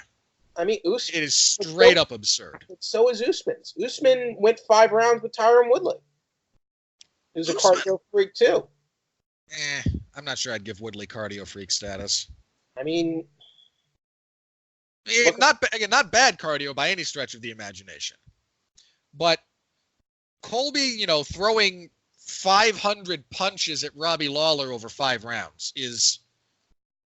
I really cannot stress this enough to anyone out there who might be going, oh, that's just 100 punches every 5 minutes. Did Usman look tired to you against Woodley or Dos Anjos? Didn't look like it to me. No. Well, again, it's also easier to maintain cardio when you're the one dictating everything. The thing is, I feel like if anyone can match Covington's cardio game, it's Usman. I think he will if he when you're on offense, it's actually less draining when you're fighting in a style that you are accustomed to fighting. I feel like Usman will be able to do that here. So I am very curious to how that fight plays out. I'm curious how the clinch plays out. I'm curious. Because I have no doubt, each of them is going to get. Usman has not yet been taken down in the UFC. I just hope neither guy does something stupid to make this fight fall apart. Yeah, I right now I kind of lean towards Usman, but if Covington can anti-wrestle, back him up, and just do what he does striking, I mean, the longer this fight stays on the feet, the more it favors Covington, I think. So it's a great fight. All of the pre-fight talk is going to be just the worst you've ever heard outside of like Tito Ortiz and Alberto Del Rio. If these matchups stay together, this is one of the best cards of the year. 245 is a stacked card. That is an absurdly stacked card. Here's something weird though. In the story, this could have just been, let's see. This could have been an error by Okamoto and Helwani, who are the credited writers of the article. But they're saying Germaine Durandame versus Amanda Nunes. Okay, they already corrected it. The other day when I did the write-up on this story, it said women's featherweight title when it's bantamweight. So we have Amanda Nunes, the dual champion, defending against Germaine Durandame for the win. That fight's going to fly under the radar for a lot of reasons because a lot of people just don't like Germaine Durandame. Not saying I blame you, mind you. But that is, and I know Amanda already beat her, but featherweight, to be honest with you. I would have done it at featherweight just so Amanda could, be the first dual champ to defend both belts while holding both belts. But that's just me. Daniel Cormier is the first one. No. Cormier is the first one to have defended both titles he held. He never defended the light heavyweight title while holding both titles. Okay, so hold and defend both is what you're saying. Okay. Don't get me wrong, it's a minor distinction, but it's a minor step. That matters. Look, people care about that kind of crap. I don't know why. Holloway versus Volkanovski, outstanding. Tremendous fight. I wanted that fight. I wanted that fight months ago. Wanted that rather than the Edgar fight. I know some of the timing wound up not quite working out in some respects, and Volkanovski had that horrible infection in his foot. But just like Holloway, just like the middleweight fight at 243, two of the best middleweights in the world. I think these two men are the two top featherweights in the world right now. Yeah, I think this is number 1 and number 2. And I am very interested to see that fight. They both ask very relevant questions of each other. Great fight. And Covington Usman as your presumptive main event. That's my presumption at the moment. That's absurd. That is an absurdly stacked card. Yeah, provided everything holds together. Holloway, that's a card with built-in fail-safes, if nothing else. True, but Holloway seems to be over the hump now, and man, Volkanovski is such a tough matchup. So Volkanovski's a stud. That's a great fight. So is Holloway too, though. Holloway's on this amazing. He's been on quite a journey for a while, and his only loss in the last 5 years was moving up to lightweight and fighting Dustin Poirier of all people. 28 years old. It's mind-boggling. It really is. In many ways, it almost kind of reminds me of Anthony Pettis when he became champion in the run we thought he was going to have. But Holloway, thankfully, to this point yet, has not flamed out the way Pettis did. No, that's what I mean. He similar age, but he was able to, and he did have the thing with Poirier, but he was moving up in weight, fighting bigger guys. And a guy I think Poirier is just a bad stylistic matchup for him. Yeah, looked outstanding against Frankie, and seems to be comfortable fighting at featherweight again. So I hope it stays that way. So, but I hope Max fights wherever he wants to fight. That's really all there is to that. I'm leaning toward Holloway mainly because it's Holloway, but Volkanovski is an incredible challenge for him. He poses a lot of problems. Again, at this point, I need a concrete reason to pick against Max Holloway, and I don't have that. That said, again, I can see Volkanovski winning this fight. Okay. And is a great fight. All three of those fights are really, really good. Everyone's going to pick Amanda Nunes, including me. She's going to be a heavy favorite. If that fight stays on the feet, I'm not saying Amanda can't beat her in the stand-up affair, but a lot of us, again, throw me into this group, we tend to diminish Durandamy's actual abilities because of how her career has been conducted and some of the things she's done outside the cage. I imagine Nunes will fight to get that to the ground again because that's where she beat her the first time and where she holds the largest advantage. But great trio of fights. It's so weird how Durandamy's career has worked out. It's so bizarre. Yeah. I thought when she refused to fight Cyborg, I thought she was committing career suicide. She certainly put it in a coma for a little bit. I'm like, why not just fight Cyborg? Yeah, it's Cyborg, but you're guaranteed to at least get a good payout as of that. I just didn't get it, Yeah, look, it's a dangerous fight, but it's also the highest profile fight you're going to get. But just by virtue of her doing that, look, she's now fighting for a UFC title again on one of the biggest cards of the year against the dual champion. Yep. Who's holding a title she technically never even lost in the first place. Yep. I mean, so she has. It is a crazy sport, man. It is just insane. This is crazy. All right, moving. Ronda May to win, but I mean, it's still crazy. It is. All right, moving on. We have our rematch for Jeremy Stevens and Yair Rodriguez. The UFC announced that will be set for the UFC on ESPN 6 card. This is the one in Boston later this year, headlined by Dominic Reyes and Chris Weidman. This is Weidman's light heavyweight debut. Yeah, get a do-over. I'm fine with a do-over there. But if something ridiculous happens again, that's it. Like, this is your one mulligan, basically. Yeah, we're trying this fight again. It'll only be 3 rounds now. It's an MMA mulligan. Yeah. That's on that card. I don't know. I think I leaned towards Stevens the first time. Probably lean towards him again. I think the 3-round format definitely does help Yair's case, though. So we'll see. Hopefully nothing else crazy happens.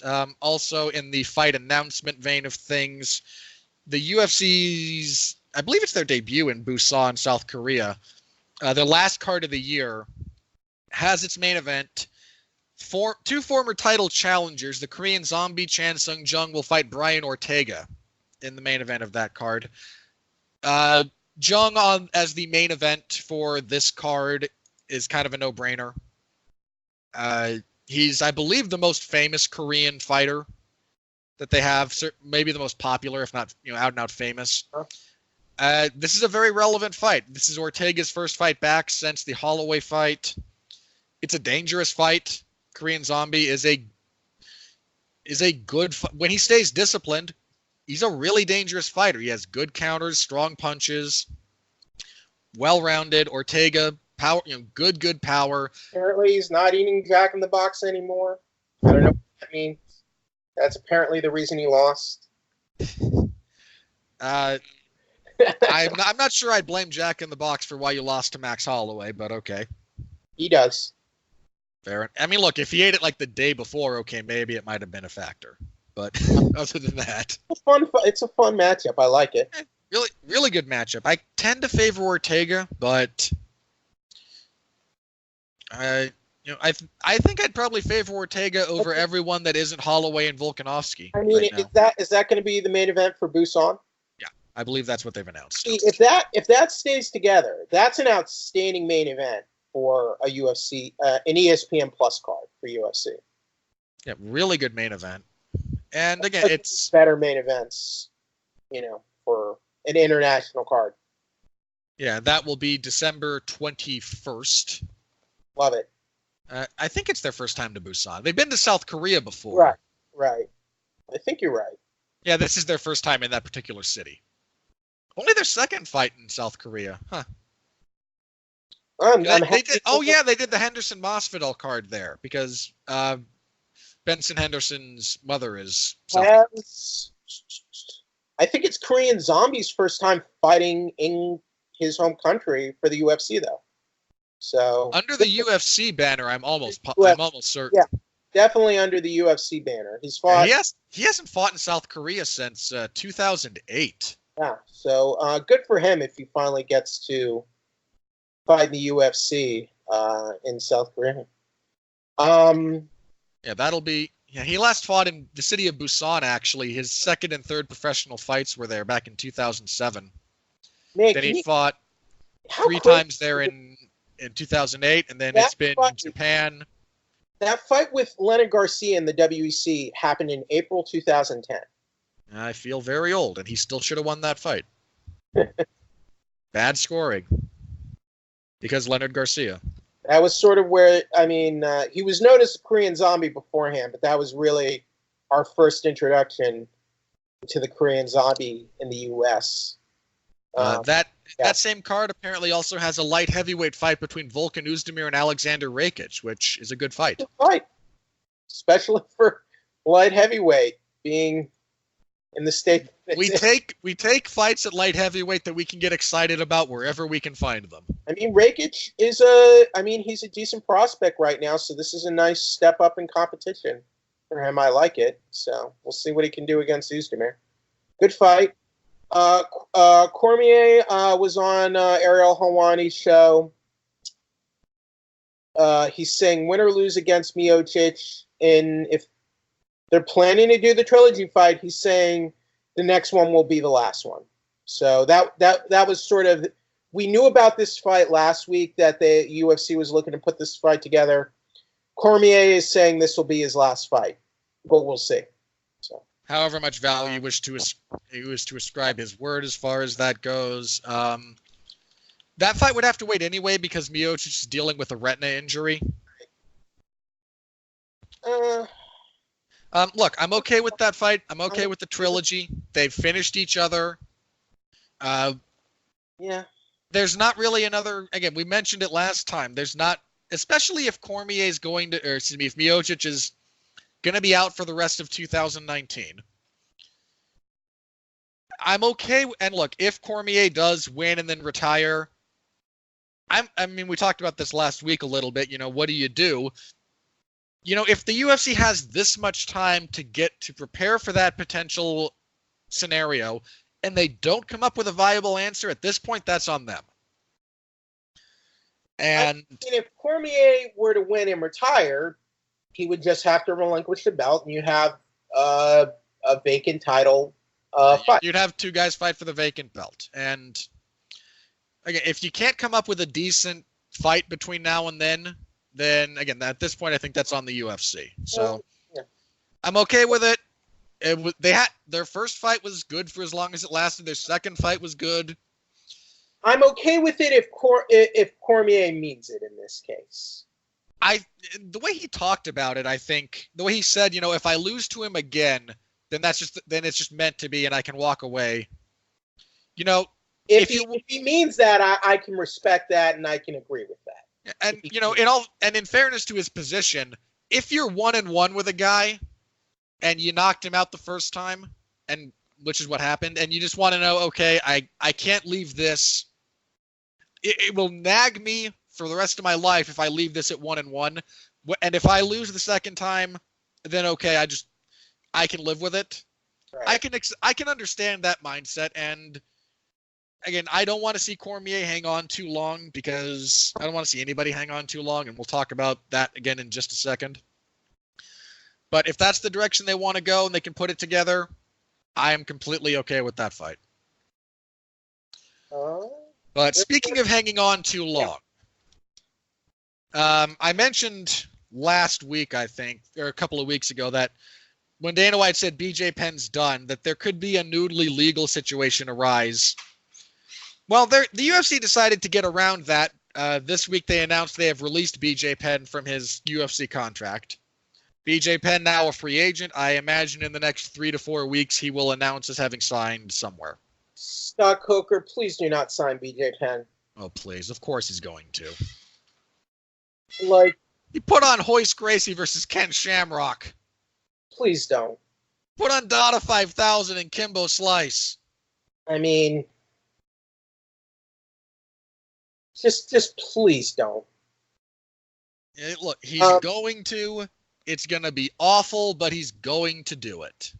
I'm not even going to say, like, this was the right thing. I think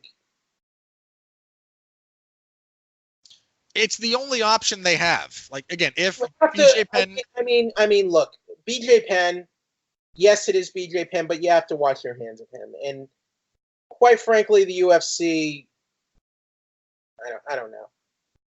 Again, this is all they can do. If BJ Penn wants to fight and can get cleared... how can he even get cleared? How does he even get cleared at this point? You would have to talk with the athletic commission that would be granting him a license. That's it. That's all I can say. How is he not even in jail? I am unsure about that as well, but I mean, look, if neither guy wants to press charges after a bar fight... Does he even have laws in Hawaii? I mean, like, what is... like? I mean, in all seriousness, if two guys get into a bar fight, neither one really wants to press charges. Hey, That's what happens sometimes. But I mean, wouldn't the government press charges at least? It's at their discretion. And here's the other, I mean, if neither party wants to I mean, file them, and it's on video. yeah, again, I'm not saying they couldn't charge him and have evidence, but at that point, there is an argument that you're just wasting taxpayer money if neither guy is going to get behind it. Yes, this was. I'm not sure I agree with the argument, but it's there. As much as I hate to say it, Penn seems to be on a very self-destructive path. I mean, I could be wrong, but if he's going to stay on this path, you know, the UFC is better off just washing their hands of him. As much as I hate to say it, but I mean, and look, this is all they can do. If this is legally all they can do, if they don't want to book him, it's job to rehabilitate and help BJ Penn. I'm sorry. Yeah, it's not their job, and it sounds like they were willing to have BJ Penn in an ambassador role, but he wanted to fight, even though it was over. It's been for him for a long time. Yeah, and again, the reality is, if he wants to fight and can get cleared to fight, the UFC has to offer him fights or release him. They released him. I got the sense that after that third fight with Frankie, like, the UFC was like on board with having him, like, you know, open up UFC gyms in Hawaii and have like kind of they tried to usher him out the door. They really did. But it made sense to do that, and I understand, like, Penn, you know, when you have that urge inside you and you need to get it out. But I mean, you can't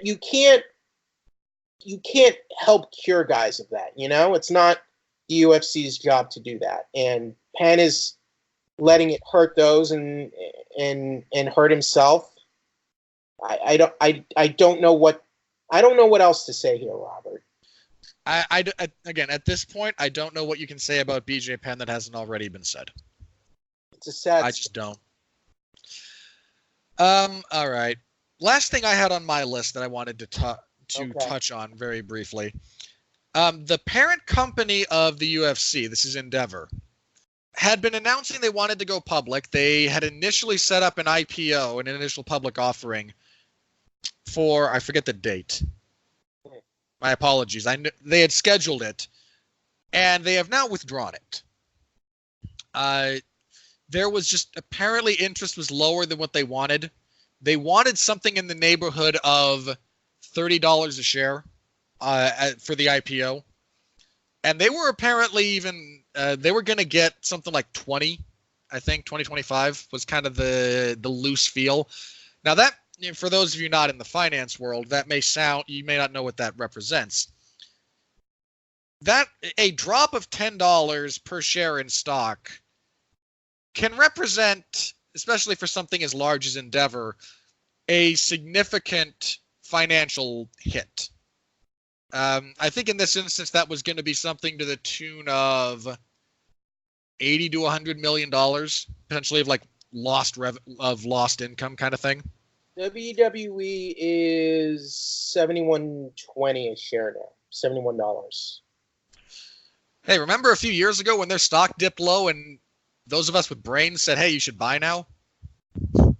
Isn't it? I mean, that's generally the idea for most companies, isn't it? That is. So they have withdrawn their company that's been big. Buy it when you can get it like pennies on the dollar. Yeah, buy low.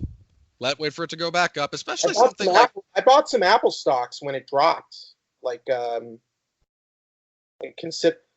dropped like by half, basically. Yeah, I kind of remember that, actually. Yeah, smart. Look, when a proven force within the market drops, unless you are genuinely concerned about the viability of the company going forward, it's a good idea. That's a good time to buy. You know, Apple took a dip when Steve Jobs died. People weren't sure what was going to happen. Do you think William Morris, Endeavor, IMG will ever pursue this IPO again? Yeah, I think they're going to try again. I think they're concerned about the current state of the market. And here's the reality of this. We're coming up on an election year in 2020. Right. The market always depresses somewhat artificially in national election years here in the United States just due to generalized uncertainty. That's just a general trend. I mean, I remember, after Trump won, everyone claimed that the sky was falling and the markets dipped, and everyone with half a brain cell functioning went, "Ooh, good time to buy," because hey, the financial institution is not dependent on the presidency. You bunch of morons. It's always pearl clutching, and then that happens a lot. In Endeavor's case, part of their problem is how leveraged they are. They have a lot of assets, but they have a lot of debt. So while they might have, let me be clear, I'm throwing out random numbers for the sake of point illustration rather than anything approximating financial knowledge of the group in question. Okay. So say you have $100 million, and that's your, I don't know, that's the amount of funds at your disposal. That's a lot of money by any stretch of the imagination. But if you also, at the same time that you have $100 million, say you have, again, if you have property, if you have principals you have to pay out, if you have debt that is if you have money that is borrowed against the principal, and again, that's kind of the thing about Endeavor right now. While they have a fair bit of capital, and they have, again, a lot of properties at their disposal, some of which are quite again, they own the UFC is a profitable entity.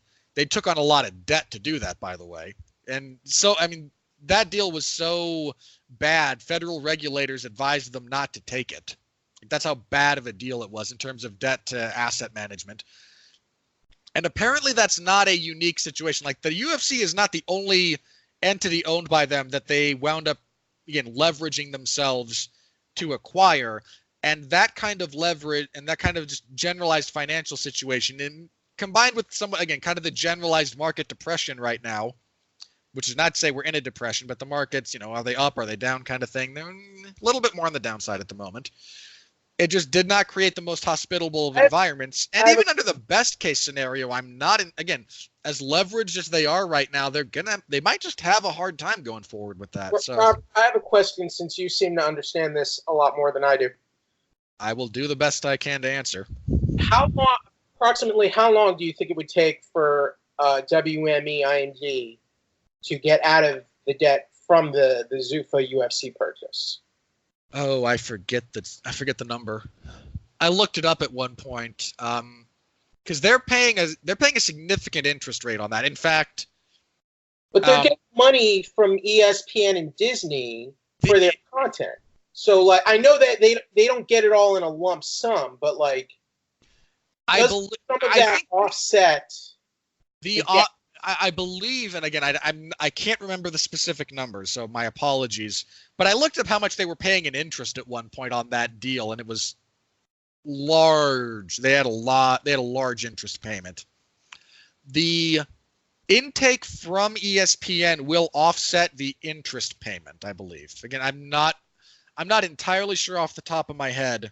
I feel like based on the specific numbers. I feel like whoever controls the debt for this deal is like going to make out like a bandit.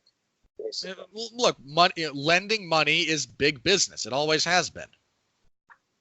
And I need to get a piece of this lending business to lend people to buy MMA organization or WWE or AEW or something. Look, that's what pawn shops are built on. The act of pawning is a money lending transaction. Right. And I mean, that's what investment banks are. They lend money. I don't want to get into I am not knowledgeable enough to talk with any degree of real authority or consistency on the financial institutions in play.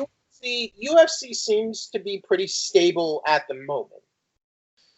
UFC the UFC in and of itself is at the moment quite stable. They have diversified their income stream, so they're not as dependent on pay-per-view as they were 6 years ago even. Right. They've got television rights. They've right. They got very good TV deals going right now. It seems like that it would not be catastrophic to get this debt paid off, at least from the outset. Well, the UFC didn't take on the debt. Right. Like the UFC has issues for WME to get revenue and income. Some of that will depend on how much, however much that, ESPN, Disney, for whatever, however much they pay the UFC, or they pay per quarter, how much of that goes to the UFC, how much of that goes to Endeavor. Endeavor has the controlling interest in the UFC, but there are other like partial owners, so to speak. I mean, the Fertittas still have a very small percentage, I think. Dana still has a small percentage. But but WME, like, they're also a talent agency, so it seems like they shouldn't be in debt for long, unless they really overextended themselves here. Well, again, it wasn't. The UFC is not their only property. It's not the only property they went in debt to acquire. Pretty much anyone who buys acquires some kind of major organization like that goes in debt to do it. That's kind of just how it's done, for better and for worse. So WME, they didn't have like a bank vault that says, okay. They did not take $4 billion to the Fertitta brothers and write them a check. Why would you not want to do that? Because they didn't have $4 billion? Do you think Disney does not have however much they paid for 20th Century Fox? Well, no, we're talking about Endeavor, not Disney. Okay, but for the Disney just made this deal to acquire 20th Century Fox that only was recently completed.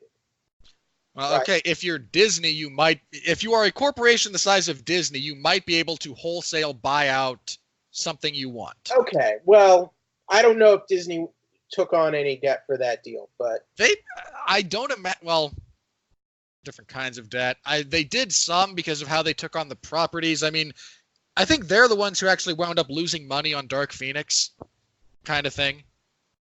So, right. Some of it's they own the studio now. So that which also means they would have acquired any debt the studio had. Right. So I don't know. So again, did they acquire debt in the aggregate? Probably. Did they go to like Goldman Sachs and say, "Hi, we're Disney. We're buying up 20th Century Fox. We want you to underwrite the deal and you lend us," and say, like kind of like buying a card. I'll put down X amount of dollars. You put in the rest, and I'll pay you interest. And I'll make payments to you until that's paid off. I don't know. But that's kind of what happened when Endeavor acquired the UFC. Going back to this, had WME gone public, could that have sort of paid off a lot of those debts if they had actually gone public? That would depend almost entirely on what they were on the offering. Like that's where the specific number becomes deeply relevant. Okay. Because I don't know this to be true, but by way of example, let's say over enough iterations, stock trading at $20 a share might make them, might not help them. $30 a share might fix their problems. But getting that $10 increase in share value can be a significant problem and if you do go public and you get less, you're just in more trouble. So, and again, anyone who knows more about this than I do, feel free to let me know where I'm wrong. I am happy to be corrected. So, anyway, one thing that just kind of annoyed me is Netflix is publicly traded, correct? I believe so. At least I believe they have a public component to that. And yet, we still don't know any of their numbers. I mean, in terms of their program. And that kind of weirds me out. I'm like, is that shouldn't the shareholders know? Do you have share in Netflix? But I could. Look, it's entirely possible that if you do, they will tell you, and you just have non-disclosure agreements in place where you can't tell anyone else. But they're publicly traded. Sure. But like WWE publicly announces all their like income and revenue streams. Netflix will tell you how many people are subscribed to them, I believe. I believe that is public knowledge. Okay. Yeah. WWE is under no obligation to inform the general public what shows and what matches on the WWE network draw a lot of traffic. Now, here's my question. If WME were to go public, they would probably have to report the numbers for UFC, correct? Depending on the specifics of the arrangement between the UFC and Endeavor, there might be things that like are quasi-redacted kind of thing. Right. But by and large, yes. If they go public, they would be required to release some of those numbers to the public. That would have to become public information. All right. So do you think UFC would be skittish about numbers that would have to be publicly revealed at that point?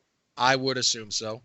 I mean, they redacted significant. There were portions of their like the ongoing like antitrust thing they have. They're not in court, right? They're not in trial. I should say they're not in trial right now.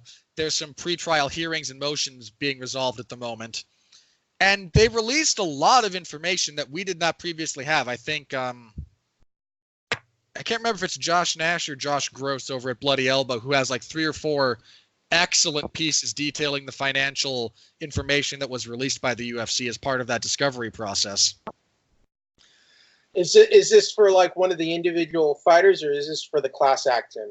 This is for the class action. Right now, the judge is having to make a ruling about whether or not the fighters categorized as a class to file a class action suit. Is I believe what's going on.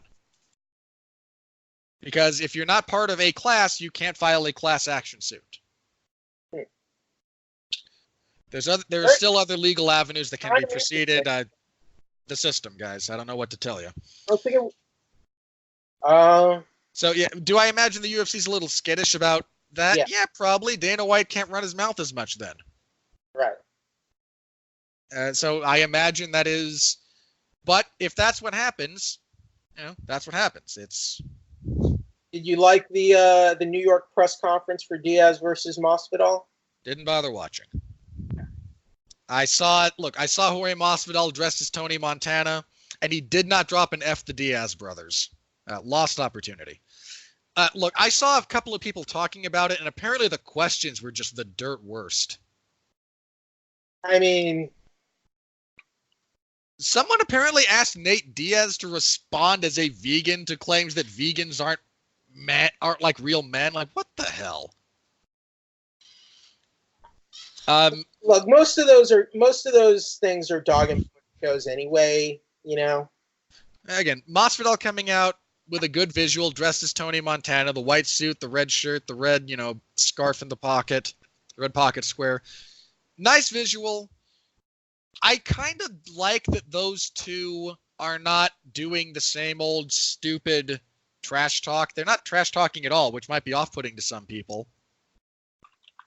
I'm looking forward to the fight. I mean, they got a good setting for it. Masvidal was clearly willing to go along with parts of it. Diaz went along with it.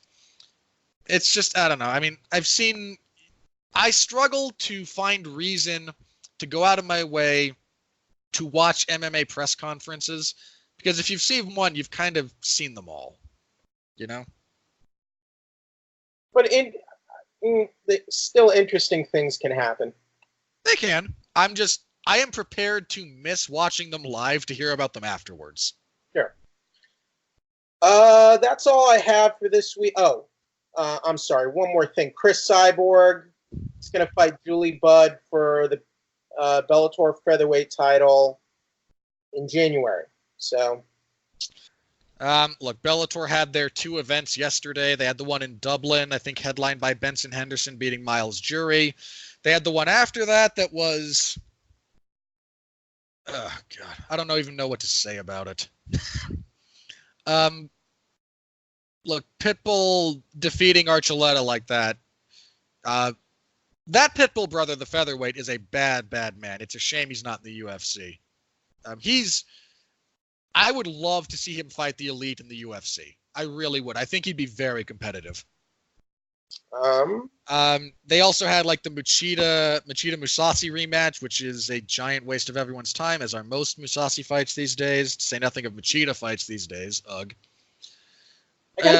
Like, we hear so much about how these guys are getting paid by Bellator, but the disclosed payouts don't seem that much different than the UFC, to be honest. No, they don't, do they?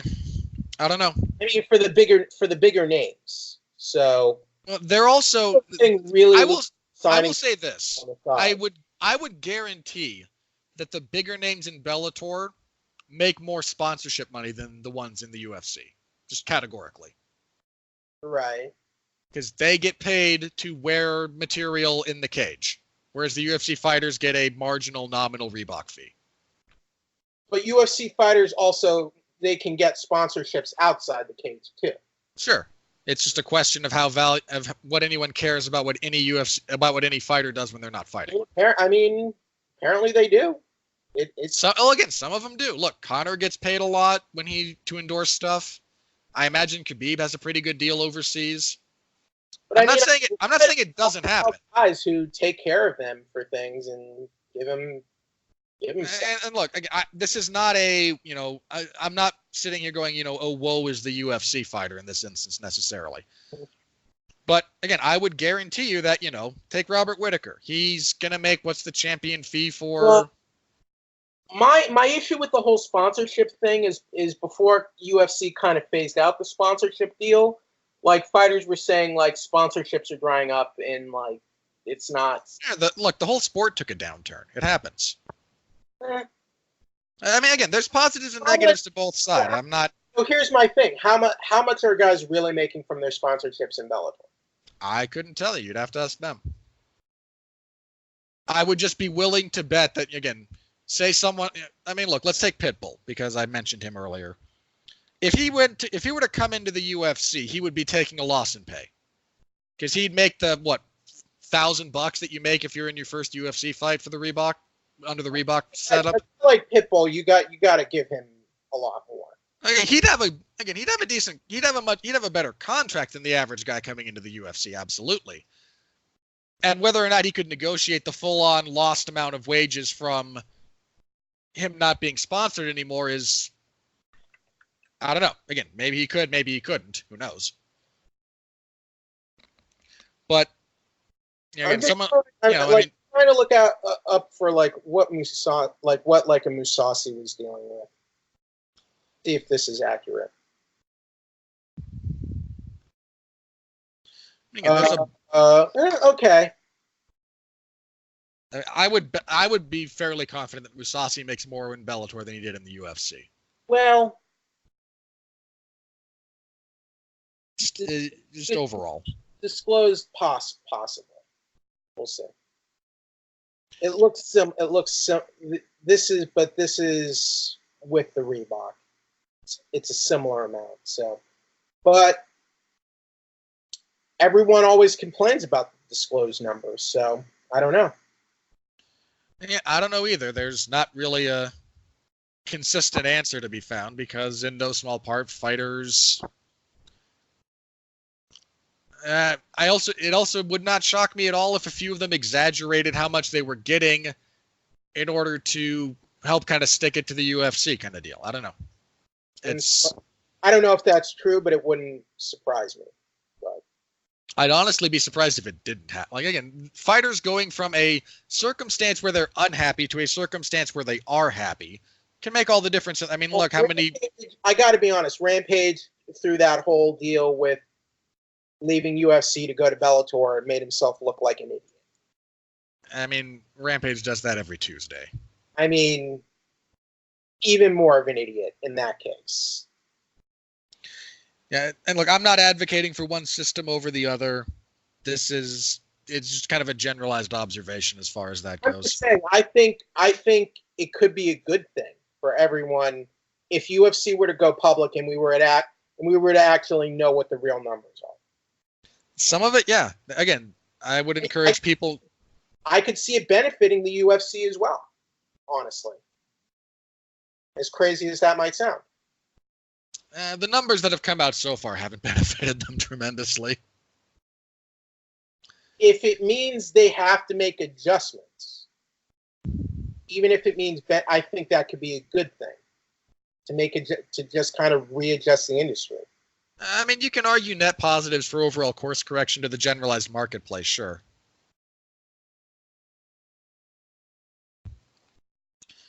So again, we'll know if/when that happens. Yeah, Bellator, they also announced the next set of fighters matchups for their featherweight Grand Prix that were done via selection based on the winners. So we know those coming out of the last couple of events. It's a good. The featherweight Grand Prix had some of the best assemblage of talent Bellator has. It's just Bellator, so who cares, kind of thing. Well, there are some good fighters and some good fighters. Oh yeah, look, Bellator has again. I believe it's Patricio Pitbull who's now the double champion. He's, I think, bantamweight and featherweight. He's been consistently good there for a long time. He's the best fighter, my opinion, best fighter in Bellator history. That guy is great. He is a phenomenal fighter. Would he fight his brother though? No, yeah. I don't think it's going to come up. Look, Michael Chandler, great. Sorry, Patricio's, I think, featherweight and lightweight, not featherweight and bantamweight. To double check. Yeah, lightweight, because he knocked out Michael Chandler. Right. Michael Chandler, great fighter. There have been some very talented fighters that have come through Bellator. There are some very talented fighters there right now. I mean, again, the guy that Patricio knocked out, Juan Archuleta, really good fighter. Patricky is good too. Yeah, Patricky's not bad. Darian Caldwell has some issues he has to iron out in his overall game, but Darian Caldwell's a really good fighter. Again, there are good fighters in Bellator. I am not saying that they're full of bums. Not by any stretch of the imagination. Ricky, I think, has never actually won a Bellator title. Like, he's won the tournament. No, Patricio is the better of the two. Right. By a noticeable margin. So again, they've had good fighters in the past. They have some good fighters now. They will have good fighters in the future. I mean, look, I can make jokes about Ryan Bader, and I do, and will in the future.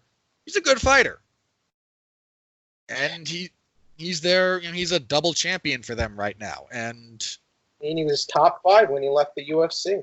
He's a very relevant light heavyweight when he left, yeah. I think you should have Daniel, really, just to do the fight. I mean, look, it would have been nice to watch Ryan Bader get thrown around by Daniel Cormier. I would have enjoyed that. Has Phil Davis gotten better, though? No. Look, Phil Davis and Ryan Bader had a 5-round version of their 3-round fight that everyone hated. It's so weird with Phil Davis, because he had, all the tools. He has a lot of... he still wins fights. He's still not a bad fighter. No, not a bit, but I feel like he should have become even better than he was. I feel like he should have been a UFC title contender or a UFC champion, you know? Yeah, he's that good of an athlete, because he's a tremendous athlete. Yeah, he's a tremendous wrestler. He's a tremendous athlete in general. He's got a great distance closing ability. He's got a good kicking game. Grappling and submission.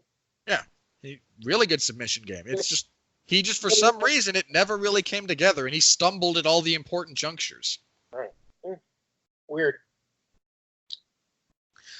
I mean, look, combat sports are littered with guys like Phil Davis, who have a lot of the tools, and everyone can kind of look at it and go, I think so-and-so is going to be something big, and then it never pans out. It happens. I mean, in some respects, it did pan out, because he did, I mean, he, again, had a lot of success, don't get me wrong. Yeah. Anyway, I think we can close it down for tonight. Oh, sorry, I just got the notification. Gordon Ryan is now double gold at ADCC. He beat Buchecha in the absolute division. He submitted everyone but 2 guys this year. Gordon Ryan's a monster. 24 years old. Yeah, he won his weight division. They only hold ADCC every 2 years. So at the last ADCC, he won his division and I think took silver in the absolute division.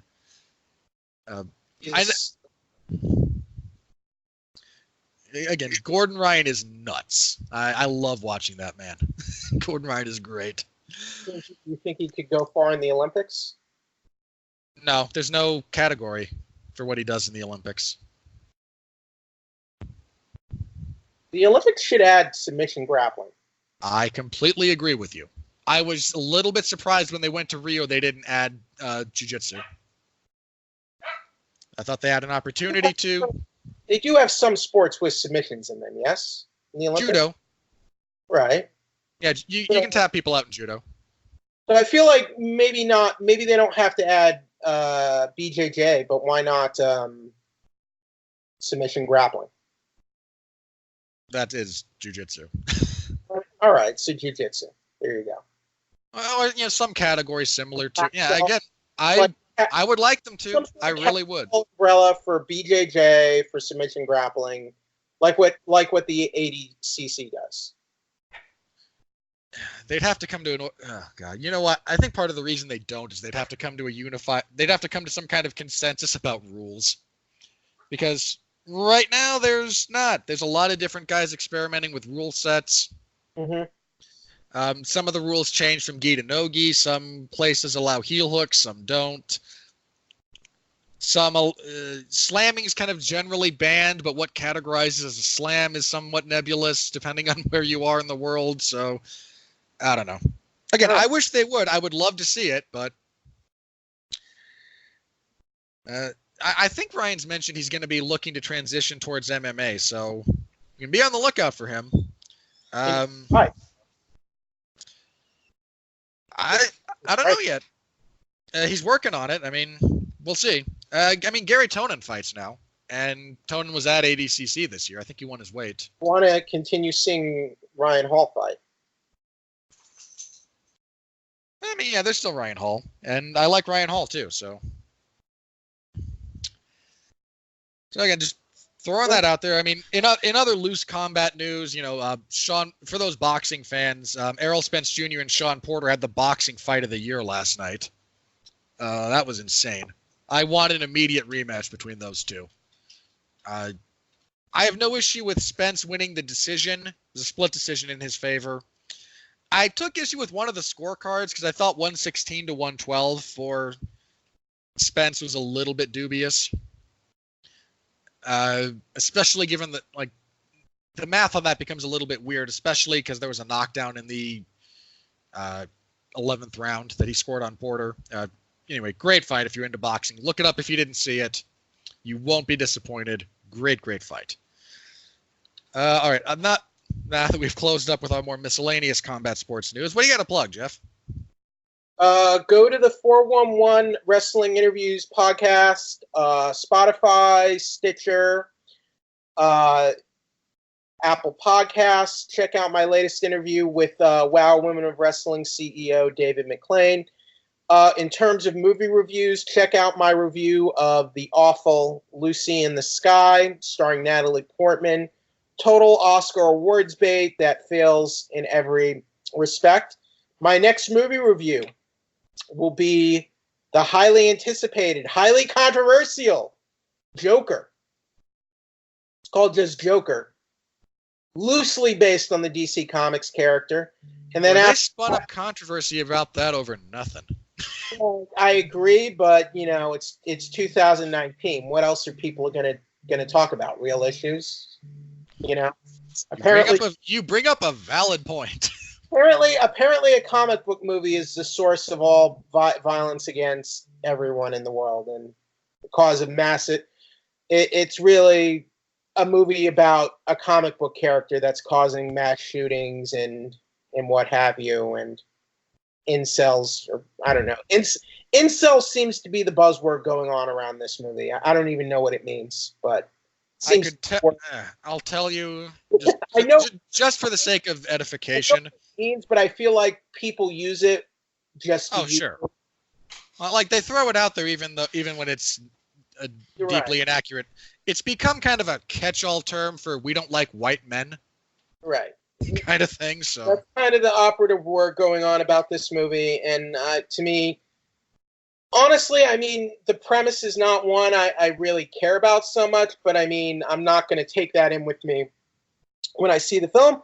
So that's the next review. And then I actually got invited to a press conference, my first press conference in like 3 years, or I think since like Star Trek Beyond. And guess what movie it's for? What? Gemini Man with Will Smith. So you're gonna be going? Yeah, I am gonna go, and that's it's later this week. So I'm gonna be seeing Gemini Man, and then I'm gonna be going to the press conference on Friday. So I'll probably do some live tweets and coverage from the Gemini Man press conference. So check out the 411 Mania Twitter account for that. I will look forward to you talking about Gemini Man then, because that's the movie. Will Smith fights his younger clone. That's the gist of it. I want to say there's a joke in there somewhere. I mean, it's amusing. The idea is amusing. Don't get me wrong, but we'll see. I've been trying to work out which older character of Will Smith's I want to use, but I want to make a joke about like it's the Fresh Prince versus. And then I need someone else on the other side of that card, you know, and I can't think of the old Prince. I don't know. The writer is David Benioff, the co-creator of the Game of Thrones series, which you never watched, right? I have never seen an episode of Game of Thrones. That is true. Well, you've apparently read all the Song of Ice and Fire books. But I have read the books, yes. Read all the books, but you've never watched the show, which I find fascinating. I didn't have HBO until very recently. I mean, I'm sure a lot of people that don't have HBO have watched the series. I was not going to go that far out of my way for it. Yeah. Have you read the Dune books? No. I know I should. I know they're well regarded kind of thing, and they're important, but as far as the development of sci-fi and fantasy goes, but because Denis Villeneuve is making a new movie. I'm interested in that mostly for the director. Okay. I mean, if I have any interest in Gemini Man, it's because Sam Mendes is directing. That is correct. Anyway, so that's all I have for this week. Thank you, Robert. Thank you, Jeff. All right, as for myself, last week, Mark Radulich and I got together to review Rambo Last Blood, which is kind of a mess of a movie. And not really in the fun way either, up until the very end. We also on Thursday had a TV party for Disenchantment Season 2, myself, Mark Radulich, and David Wright, which was a lot of fun, so we talked about that. This coming Tuesday, I don't think there's a movie review. I can't remember what they're doing on Tuesday, but I think the next movie we'll be reviewing for Damn You Hollywood is Joker. So you can tune in when we review that. Next week, we will be back here and reviewing UFC 243, assuming it goes through, and I really hope it does. And we will be previewing, UFC on ESPN Plus 19, which is the UFC event in Tampa, Florida. Not a bad card, actually. The main event is Joanna Jędrzejczyk and Michelle Waterson. Good fight. Mackenzie Dern is back. She's trying to fight at strawweight. I look forward to seeing how much she misses weight by. It's not a crack at her being fat, but she's not a strawweight. Anyway. Dievson Figueiredo and Tim Elliott's a darn good fight that will be buried somewhere on the prelims because LOL flyweights. James Vick and Nico Price is guaranteed craziness.